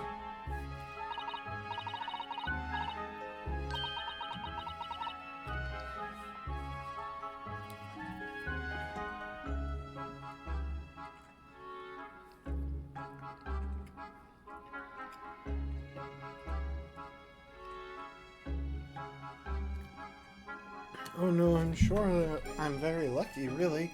I'll look back on this fondly. Really? Anyway, I must be getting my things together now, so I'm ready to be discharged.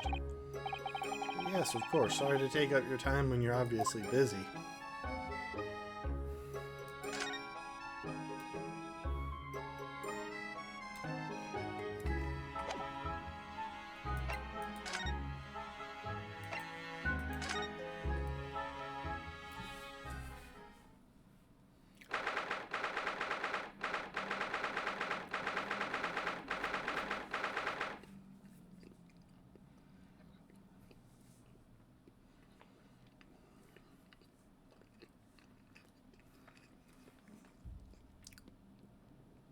Gotta love how the reason we couldn't see that stain yesterday is just the fact that his body was in the way.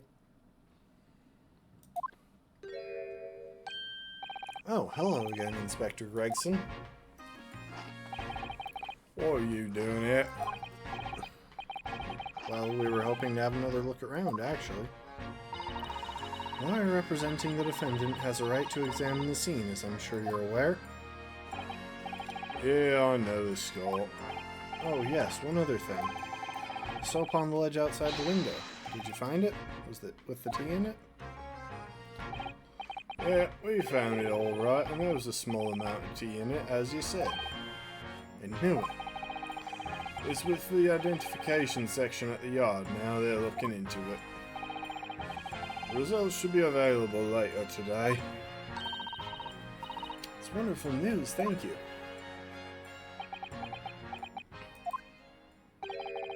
Pretty impressive performance in the court this morning. Sorry? Nothing. Forget it. Just make sure you don't disturb anything in here.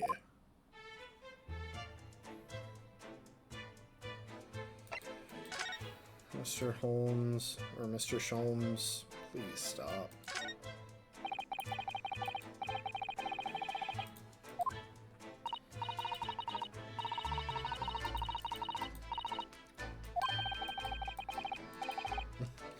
Enough determination. You can always remove the bricks to set some soap outside, can't you? If you plan to follow a life of... Sounds like a very wise life lesson, Miss Fusato. Only if you plan to follow a life of crime, Mr. Naruhodo.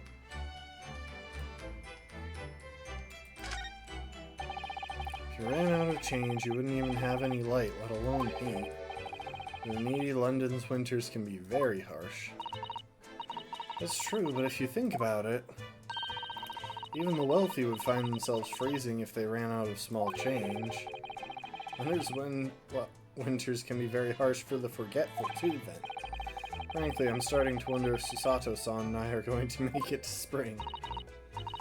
Well, you won't both. She'll go back to Japan. That's true, we don't even have a meter at Baker Street, let alone a gas stove.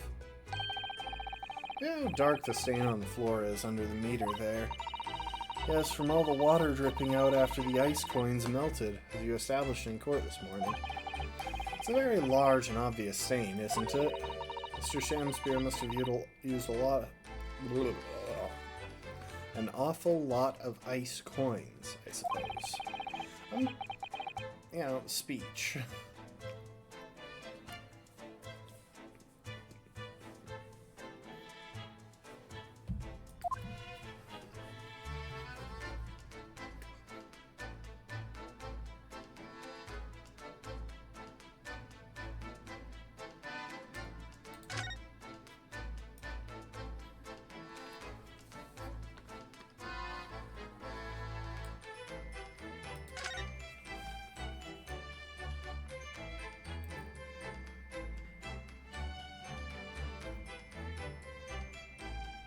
I wonder if this is going to come into play, because that looks like a loose floorboard that you could pretty easily pry up.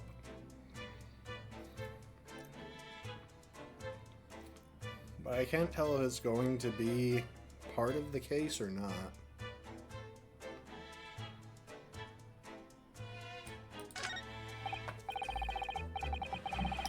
Ah, the ill-fated teacups from which two men drank on the ill-fated night. During their heated literary debate, yes. Who's stronger, Romeo or Juliet? It sounds like it was quite a discussion. Now that I think of it, I'm sure the two lovers in the play ended their lives with poison. That's fiction, Miss Susato. Let's hope it stays that way.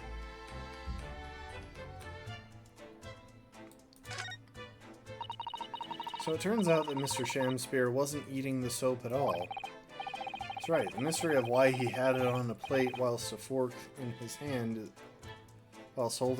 his hand is solved.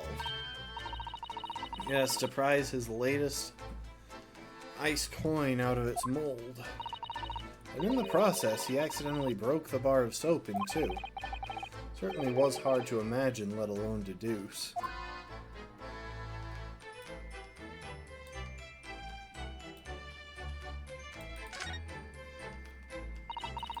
Are you looking for new clues, Inspector? On Lord Van Zeek's orders, yet. Don't come back till you've got something for me, he says.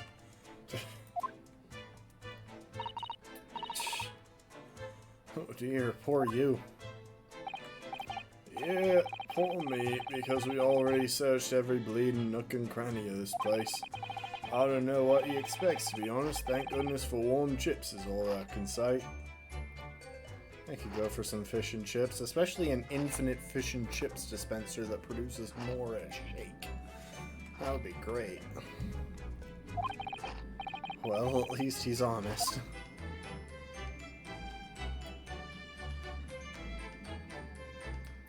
See, I don't even really want to talk to Sholmes. Because we're just going to get more inadmissible evidence from his forensic approach that, like, we just literally can't use. Like, we're going to bring it up in court, and it's going to get thrown out because he hasn't patented it for use in legal proceedings. Is it not your good self who asked me to attend the scene? Come to think of it, and this did just occur to me. The case where that happened was after this one. So, if that happens here, that makes that one an inconsistency since we should have thought of it beforehand.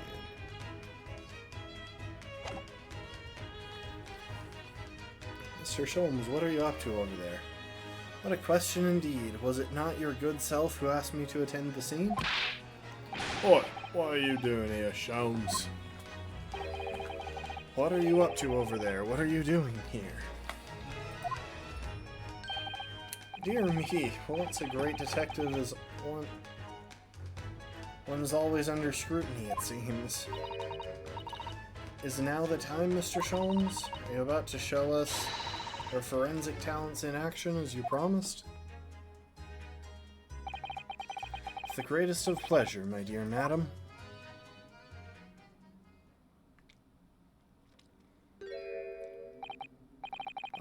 What's all this? All this is precisely what you requested, Mr. Naruhodo. Herlock Sholmes' sensational skin print seeker gun. Moments ago I took a sample from the teacup that was used by the victim. Sample from Mr. Shamspeare's cup? Each individual leaves microscopic secretions on everything he or she touches. A sample of those secretions is all I need to produce this, a refined indicator solution. By liberally spraying the room with this chemical, everything the victim touched is instantly revealed with the aid of these goggles. Here, try them on. There, now spray the chemical indicator about and all will be revealed. Spray how? How do I do that exactly? A little press of space on the area you're interested in is all that's required, like this. It's that stuff, it's like fog. The suspension of the chemical indicator in a pressurized gas. It's the most efficient way to cover a large area.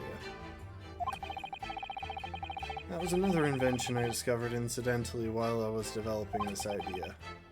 As you do. Go ahead, try it, my dear fellow. You may learn something about the victim's movements on the night in question. There's nothing to lose, I suppose, except the case.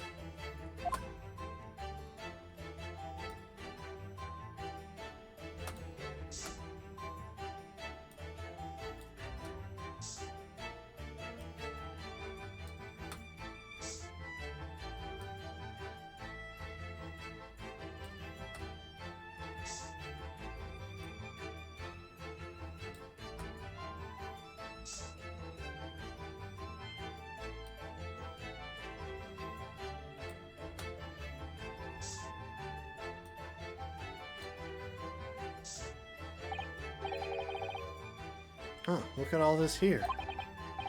Oh yes, interesting. A multitude of the victim's handprints. Why are there so many of them on the floor in this one spot? Okay, so it was relevant. Oh, perhaps he had a bad fall just here? There's nothing so obvious that he would have tripped over, though, is there? You don't need something there to trip over. I promise you that much. I wonder... Personally, I often stumble when there's nothing obvious to trip over. I think that's something only a great detective would do, Mr. Sh. Well, this is quite a puzzle. Handprints all over the floor. Yes, there's no obvious explanation.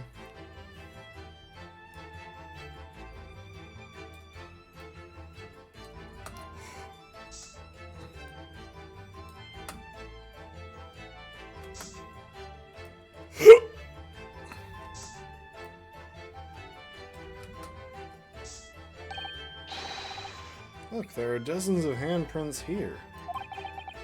So there are a great many indeed. So much so that it's hard to make any one individual print, in fact. It sends a chill down my spine. Perhaps he was leaning against the wall while he admired this picture? Unlikely, I would say. It's a rather dull scene, after all. Without wishing to state the obvious, you wouldn't generally admire a picture from such close quarters, I feel. Oh, very true, Miss Susato. Bit of a mystery, then.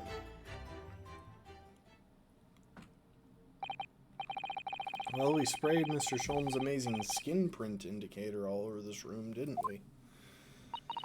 We did, but there are two places in particular that of interest, I would say.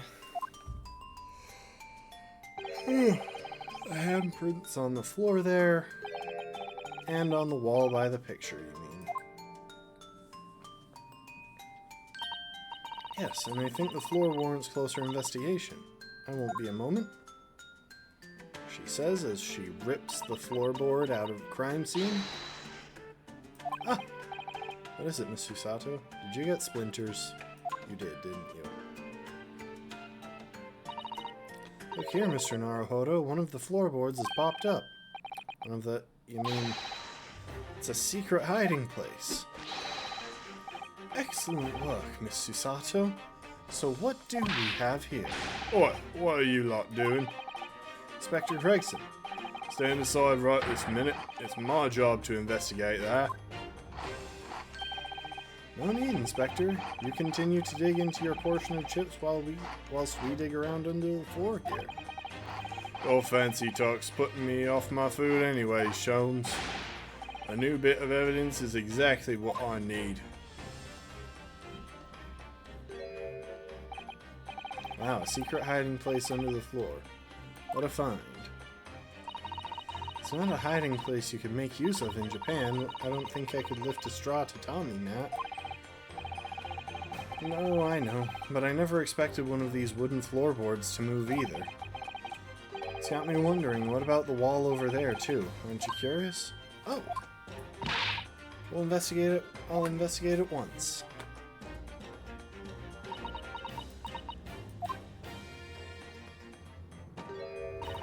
There's nothing behind the picture, sadly. Only the wall. How disappointing. How disappointing. Then how do you explain the handprints? I really can't think why anyone would have been touching the wall over and over in one place like that. Click! Bert. There you are, a print for you. Handprints on the wall. Traces of handprints on the wall discovered using the skin print seeker gun. There are multiple prints on either side of the hanging picture. Oh, thank you very much. His invention can make prints, too. Now then, I wonder if Inspector Gregson has found anything under the floor there. I'm desperate. I'm desperate to know. So am I.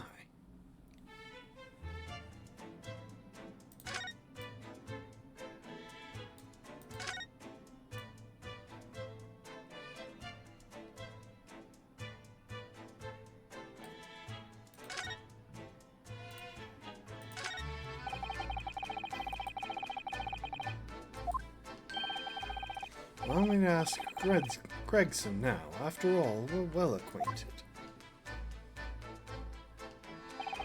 Inspector Gregson, really, it's been too long. What is it, Sholmes? I thought perhaps you might show me what you found there, seeing as we're such good friends. We're not friends. No, I suppose not. Dismal failure. Yes, I heard. Kill to know what was under that floorboard.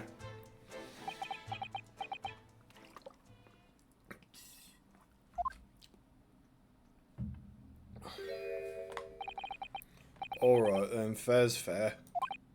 What? You did discover the hiding place after all. Wow, this is actually a bit of tete-a-tete.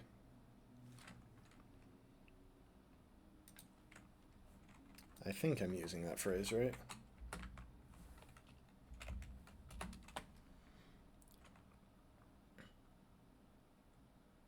Oh. Nope.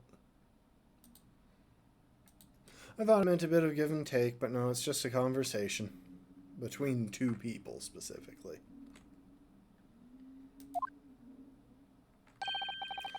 I suppose I should just at least fill you in. Really, Inspector? Thank you. He's just doing it because he thinks he's beaten us anyway. Do it quickly, my dear fellow. If there's one thing I know about this man, it's that he blows with the wind, as fickle as the weather. Oh, stop making me out to be some kind of nut.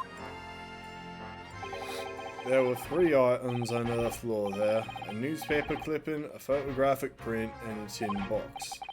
Now, what do you want to know? It's the clipping? Looks like this was cut out of paper about 3 months ago. It's about a convict who got sick and died while he was serving time up in Manchester. Terrible. It made the headlines down here in London as well. The bloke had been sentenced to death, you see, but nature got him first. Goodness, he committed a capital offense? A man by the name of Selden, nasty piece of work, into burglaries and murder. They say the hoard he'd knocked it off was worth about £1,000. A hoard of treasure, you mean? Jewellery and the like, but he'd hidden it somewhere, no one knows where, and now he's dead. The papers loved it, of course. £1,000 lost en route to hell, or some such was the headline. Does it not strike you, though? Why such an article would be so carefully ensconced under the floorboard?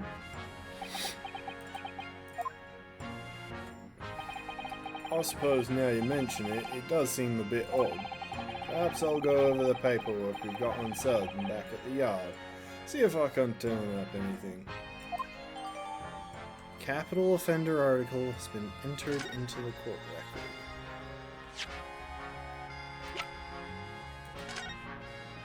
Condemned criminal dies of natural causes in prison.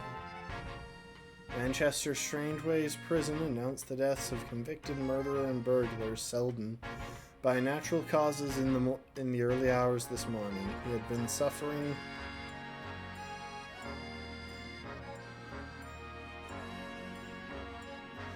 You know, if you spell his name backwards, it's one letter away from needles. It's just missing one E. With fever since the end of October.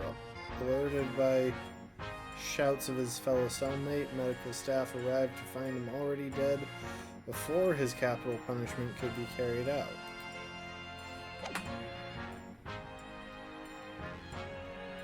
Okay. Hear me out for a sec.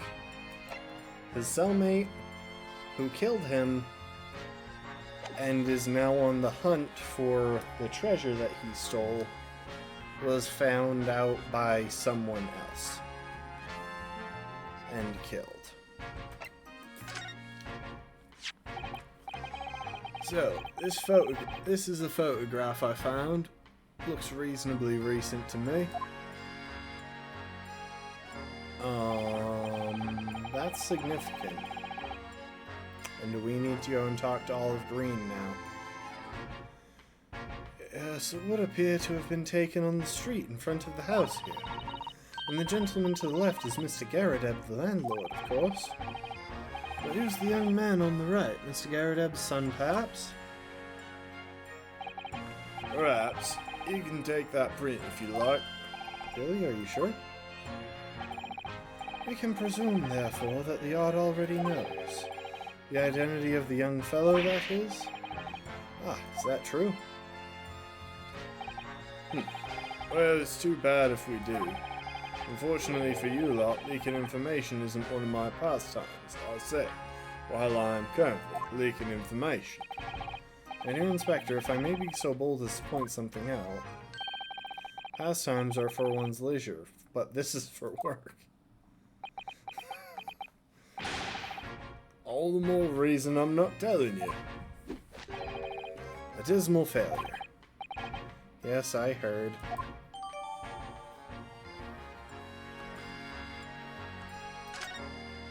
I wonder why a photograph like this was hidden under the floor.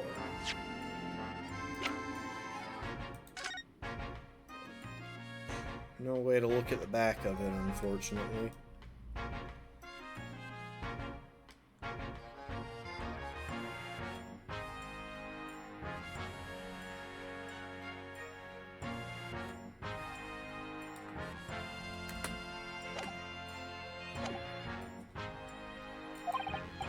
I mean, Mr. Shamspear himself isn't in it. Photographic prints are still rare treasures in the East End. I imagine Mr. Garrett was rather delighted to have been immortalized. Probably made a present of it. Tin box. What was inside it? Okay, that definitely looks like a tobacco case. Now, this tin box looks interesting, doesn't it? Might I suggest, Inspector, that you open it? If you were to find something inside that reveals the truth behind this case, I wouldn't be in the least surprised. Yeah, funnily enough, I've already had a look. It's empty. I know it. It's completely empty.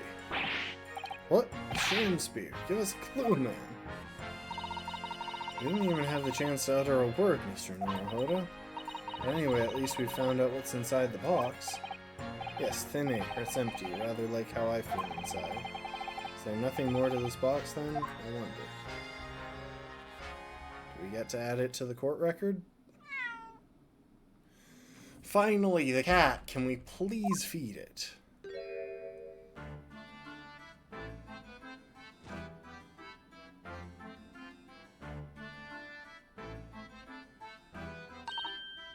Oh, look! It's that lovely kitty cat. What was its name? It's Mr. Natsume's, isn't it? I don't think we ever asked him, actually. Why don't we call it, Wagahai, you know? Like Mr. Natsume refers to himself in Japanese. I wonder how he got in here, clever cat. Oh, wonderful. Then, Wagahai, here's something delicious I brought for you from the cat's meat man.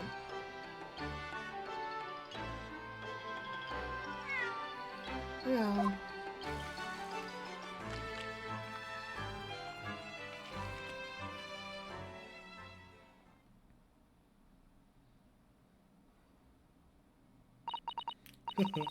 Couldn't be happier now, look. Just hope we can bring some happiness to his owner, too. Okay, well, we finally fed the cat. And the cat came from behind here.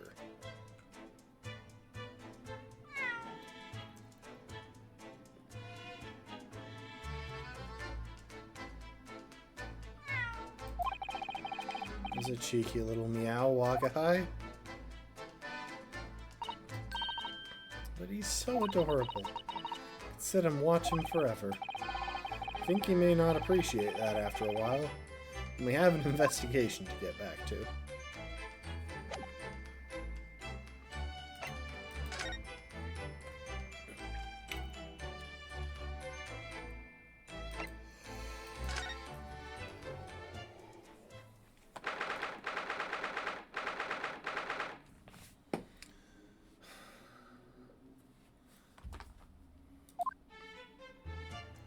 I'm gonna leave y'all to chill here with the music for a minute. I gotta use the bathroom. And probably refill my glass of juice. My throat is putting in a lot of work.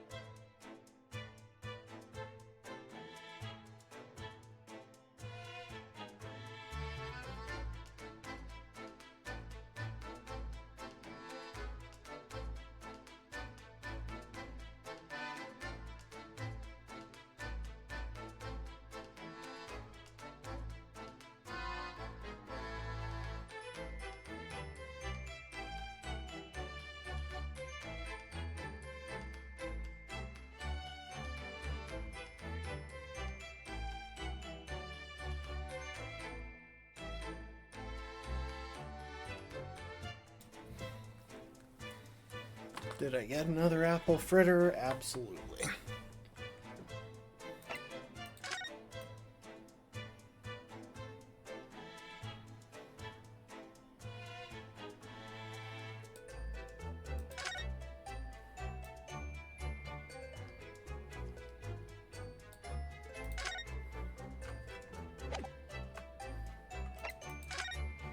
We'll visit the Gyarados room. But then it's pretty clear that we need to try and go see Miss Green. And also...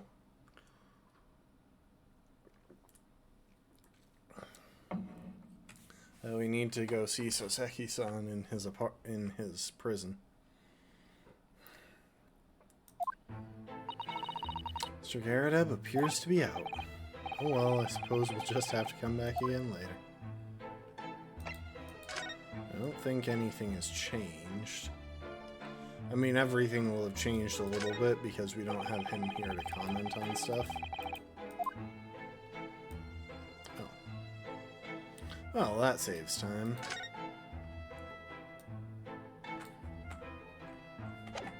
I don't know why we still have the option of coming here.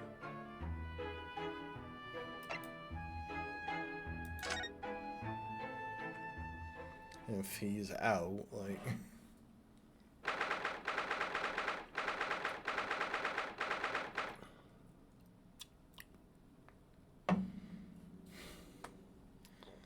Seriously, Mr. Natsuki, stop looking like you've committed a Sayori reference.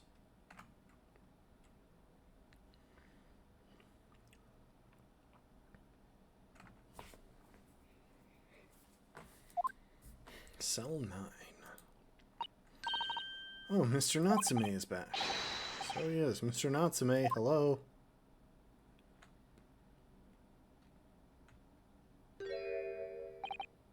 I am a cat. Sorry? I don't know who Mr. Natsume is, or Herlock Sholmes. I don't know about courts, or trials, or Old Baileys. I am a cat. That's what I am. Just a cat. Mr. Naruhodo, he's trying to escape from reality. Trying to? He already has, completely. So, what is your name, then? As yet, I have no name. Mr. Naruhodo, he hasn't fully thought out his new identity yet. Maybe it's not too late to bring him back to reality. Do you think you could open your eyes for us, Mr. Natsume?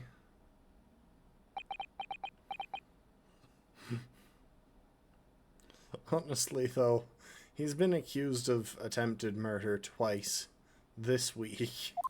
It's a lot.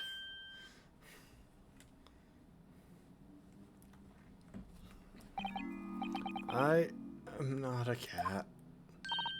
It worked! He's back in the real world. It's going to become of me. No! Don't answer that. It's obvious. My accursed soul is never going to escape this cursed fate. Mr. Natsume, no. This morning's proceedings in court prove that there's hope. Yes, yes. Locum student Mr. Naruhodo Esquire was brilliant, but... The Reaper is omnipresent in court in my lodgings.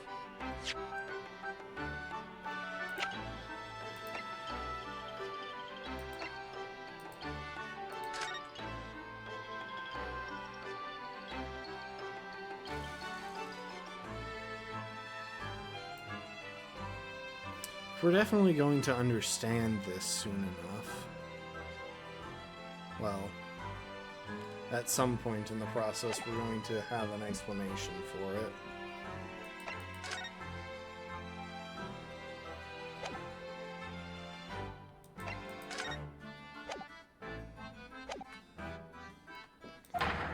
Here, there, everywhere. What's he looking straight at me for? I think perhaps there are some things we should discuss. Oh, yes, we must.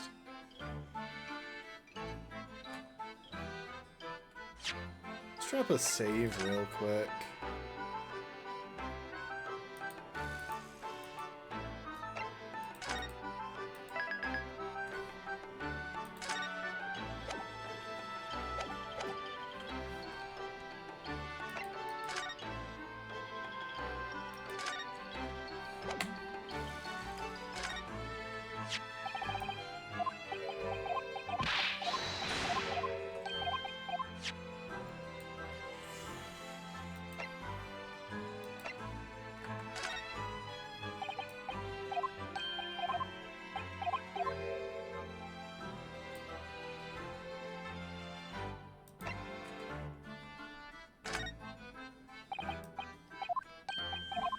Sorry, gotta check a few new pieces of evidence. Not all of them, but...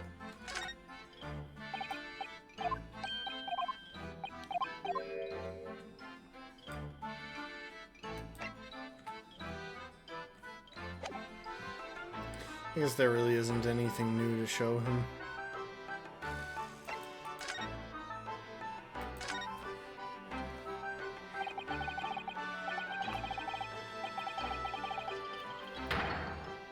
In my whole life have I ever been so moved as I was today?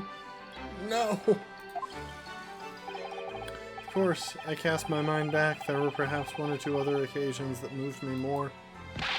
But if I just block those out, then today being in that courtroom was the most moving experience of my life, locum student Mr. Naruhodo Esquire. You're too kind. Scotland Yard found the remaining tea just as we'd deduced and are analyzing it as we speak. There's nothing wrong with that tea. They won't find a drop of poison in it. That's a solemn sworn Soseki certainty. Tell me, did you both drink the tea at the same time that night? Oh yes, most definitely. Remember? Drink tea while it's hot.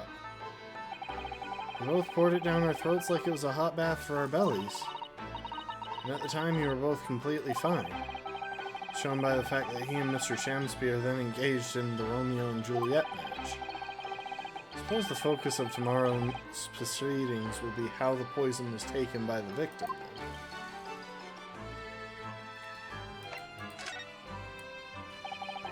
That rotten Shamspear, what have I ever done to him? You don't recall him taking issue with you over anything recently? I've been holed up in my room, immersed in books.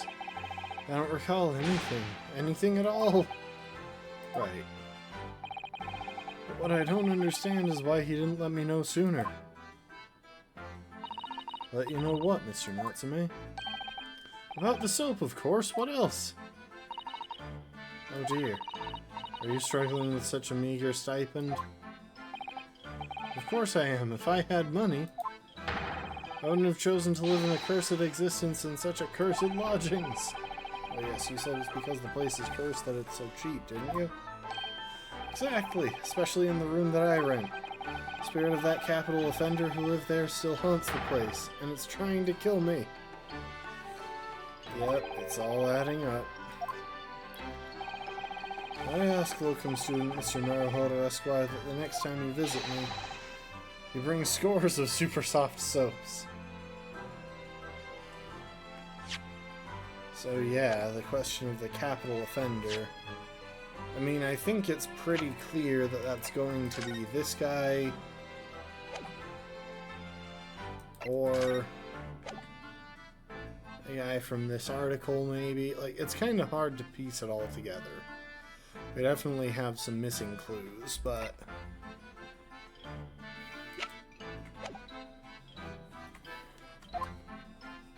Also, we're definitely not bringing you soap, because I don't want you to come up with the idea of trying to mold yourself a key. Well, like, you know, make a mold for a key in soap.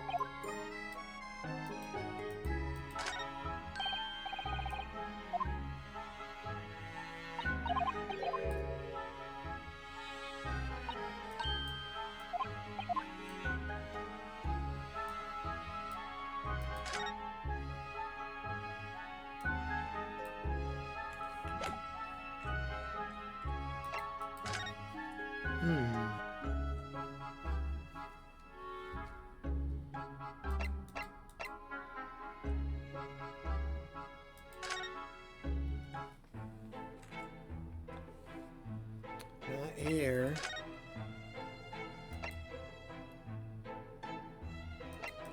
Hang on. There's one more thing to try, I guess.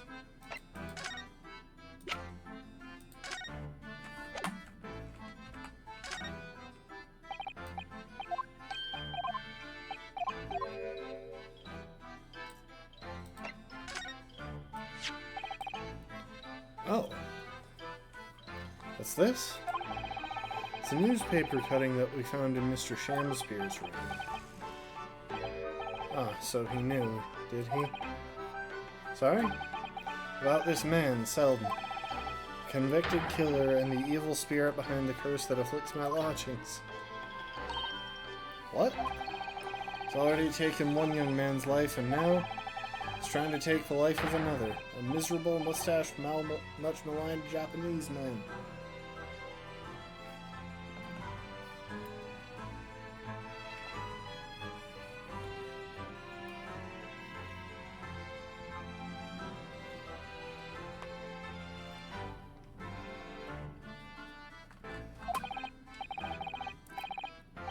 Mr. Natsume, if you know something, please, you must tell us. Tell us everything you can about this evil spirit. There's one more thing I want to check. I don't suppose he has any idea why the man was touching that painting all the time. Nope.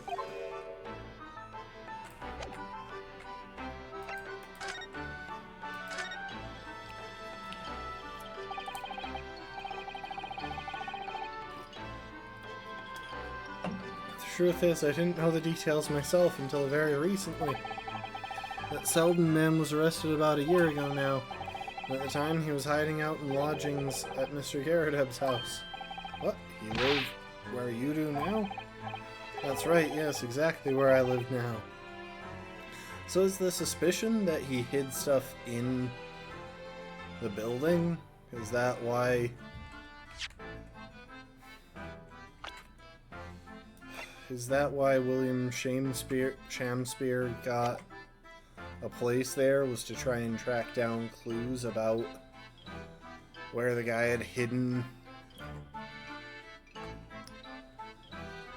his,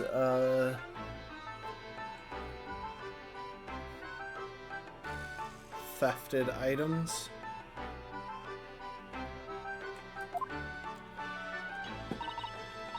Oh my, the room was previously occupied by a criminal found guilty of a capital offense?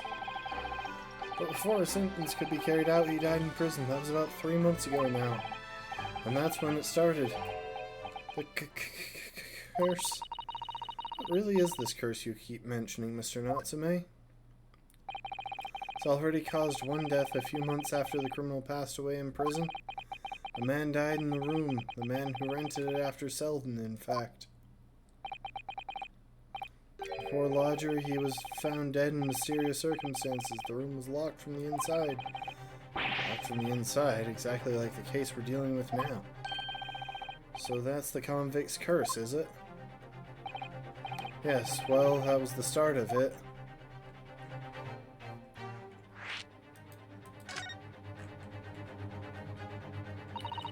Do you have any idea how the lodger before you passed away, Mr. Natsume? The official cause of death was asphyxia. Yep, he choked to death. Watch it actually just be a gas leak in the building.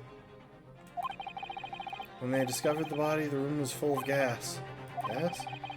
I only found that out after I'd signed the lease. When Mr. Garrideb came to tell me later, I couldn't stop myself trembling.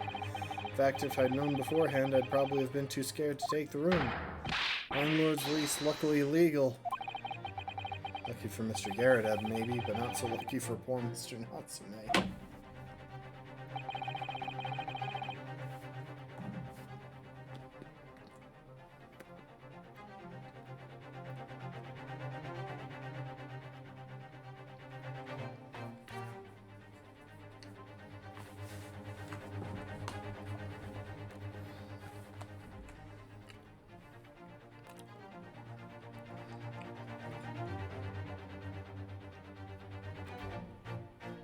And now you believe this curse is affecting you? It is. At first, I just felt as though I was being watched all the time. And you talked about having nightmares, didn't you? The dead are trying to take me with them. They come for me and try to suffocate me. Just when I'm struggling to breathe, I wake up. And the room is cold as ice. But why is your room so cold? The winters are too cold to bear without any heating overnight. For some reason, even though I light the stove before I climb into bed at night, pilot light always goes out and the room fills with gas. Oh my, that is horribly unsafe. Especially for a room that literally doesn't have windows.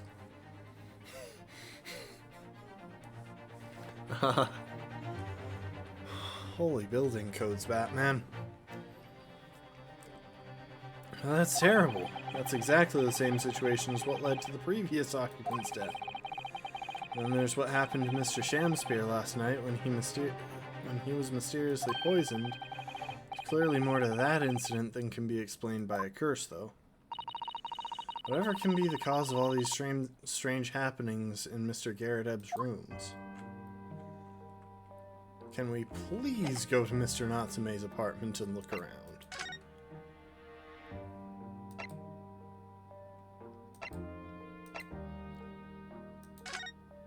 Okay, there's an update here now. 22nd February, Mr. and Mrs. Garrett Ebb's room. You're here now, Mr. Garrett Ebb. Right bally business it is for me, you know, getting out and about. You at the Old Bailey by any chance? Naturally, fate of my lodgings hang in the balance and all that, not a trial to miss. Fate of what's already been dubbed your haunted lodgings, yes. Of course, the place has caused quite a stir around the capital on more than one occasion already. As the old haunted lodgings or some such. Ah, well, at least he knows. Makes you wonder what the blazes is going on, don't you know? Yes, I'm sure it does. In fact, thinking back to Mr. Natsume's other trial just 2 days ago, you were at the Old Bailey then as well, weren't you? Testifying with your wife about what happened. Stopped off at the prison on the way home, in fact. Beastly business. So yeah, his wife managed to throw a knife out the window, which fell and landed in the back of Olive Green, if we all don't recall that last case. Which is how she got stabbed in the back, which was then blamed on Mr. Natsume, who had been walking behind her at the time. It was a whole thing. I see.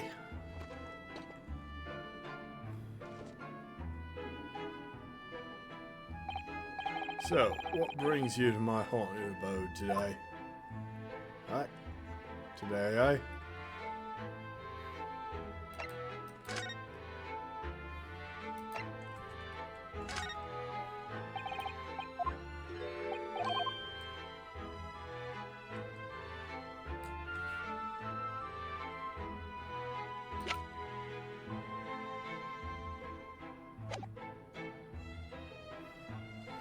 I'll be right back. I'm sorry, my stomach is giving me trouble.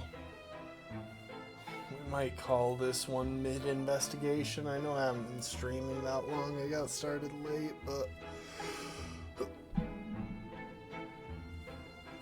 could make it easier on things next time I stream. Anyway, give me a minute.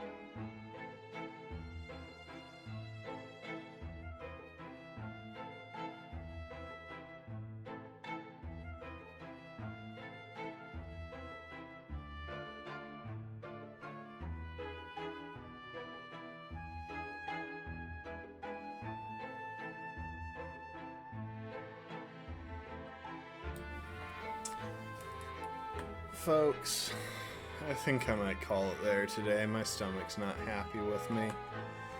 I must have eaten something that disagreed with me. And as it is, we've lopped like an hour of this investigation segment, which should be good. We've got some obvious stuff that we're going to be able to do next time. Obviously, he's going to have some reaction to this photograph. I don't know if he'll have any reaction to the other stuff I'm carrying. There's that, there's the conversation with him. We'll figure it all out next time. We should be able to finish this case next time, I would assume, but who knows how long it actually is.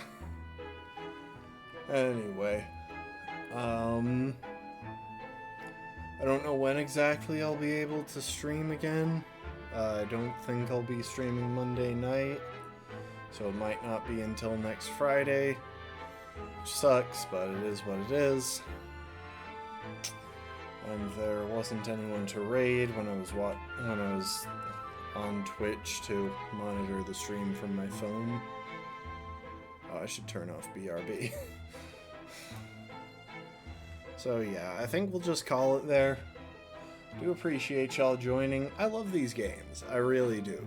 They are not the easiest to stream because narrating essentially a visual novel for several hours at a time puts a little bit of strain on the old voice box. And trying to do silly voices for it also doesn't help, but it feels necessary in a game with a cast of characters this colorful. So, yeah.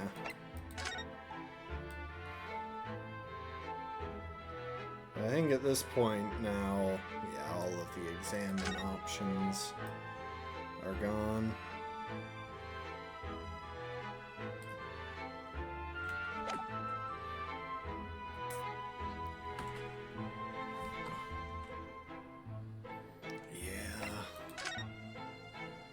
Because we have the chance to talk to him, but I think that's worth it.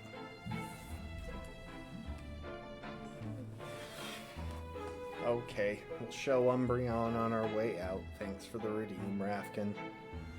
But yeah, in the meantime, I will be looking forward to seeing the resolution of this case. Also the confusion. Later, Rafkin. But yeah, sadly we won't be progressing through it as quickly as we did through this game the first time, because we don't have like 7 hours of stream to contribute. Even on the weekends I find it hard to make that happen these days, and who knows.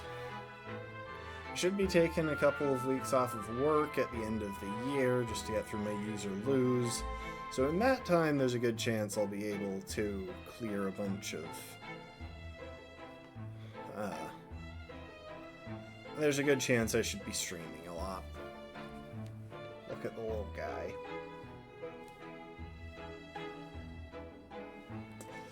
So yeah, we will call it there. Good night, B. Good night, Rafkin. I do appreciate y'all. Hope you enjoyed, and I hope to see you next time. Later, folks. Bye bye bye bye bye bye bye bye bye bye bye bye.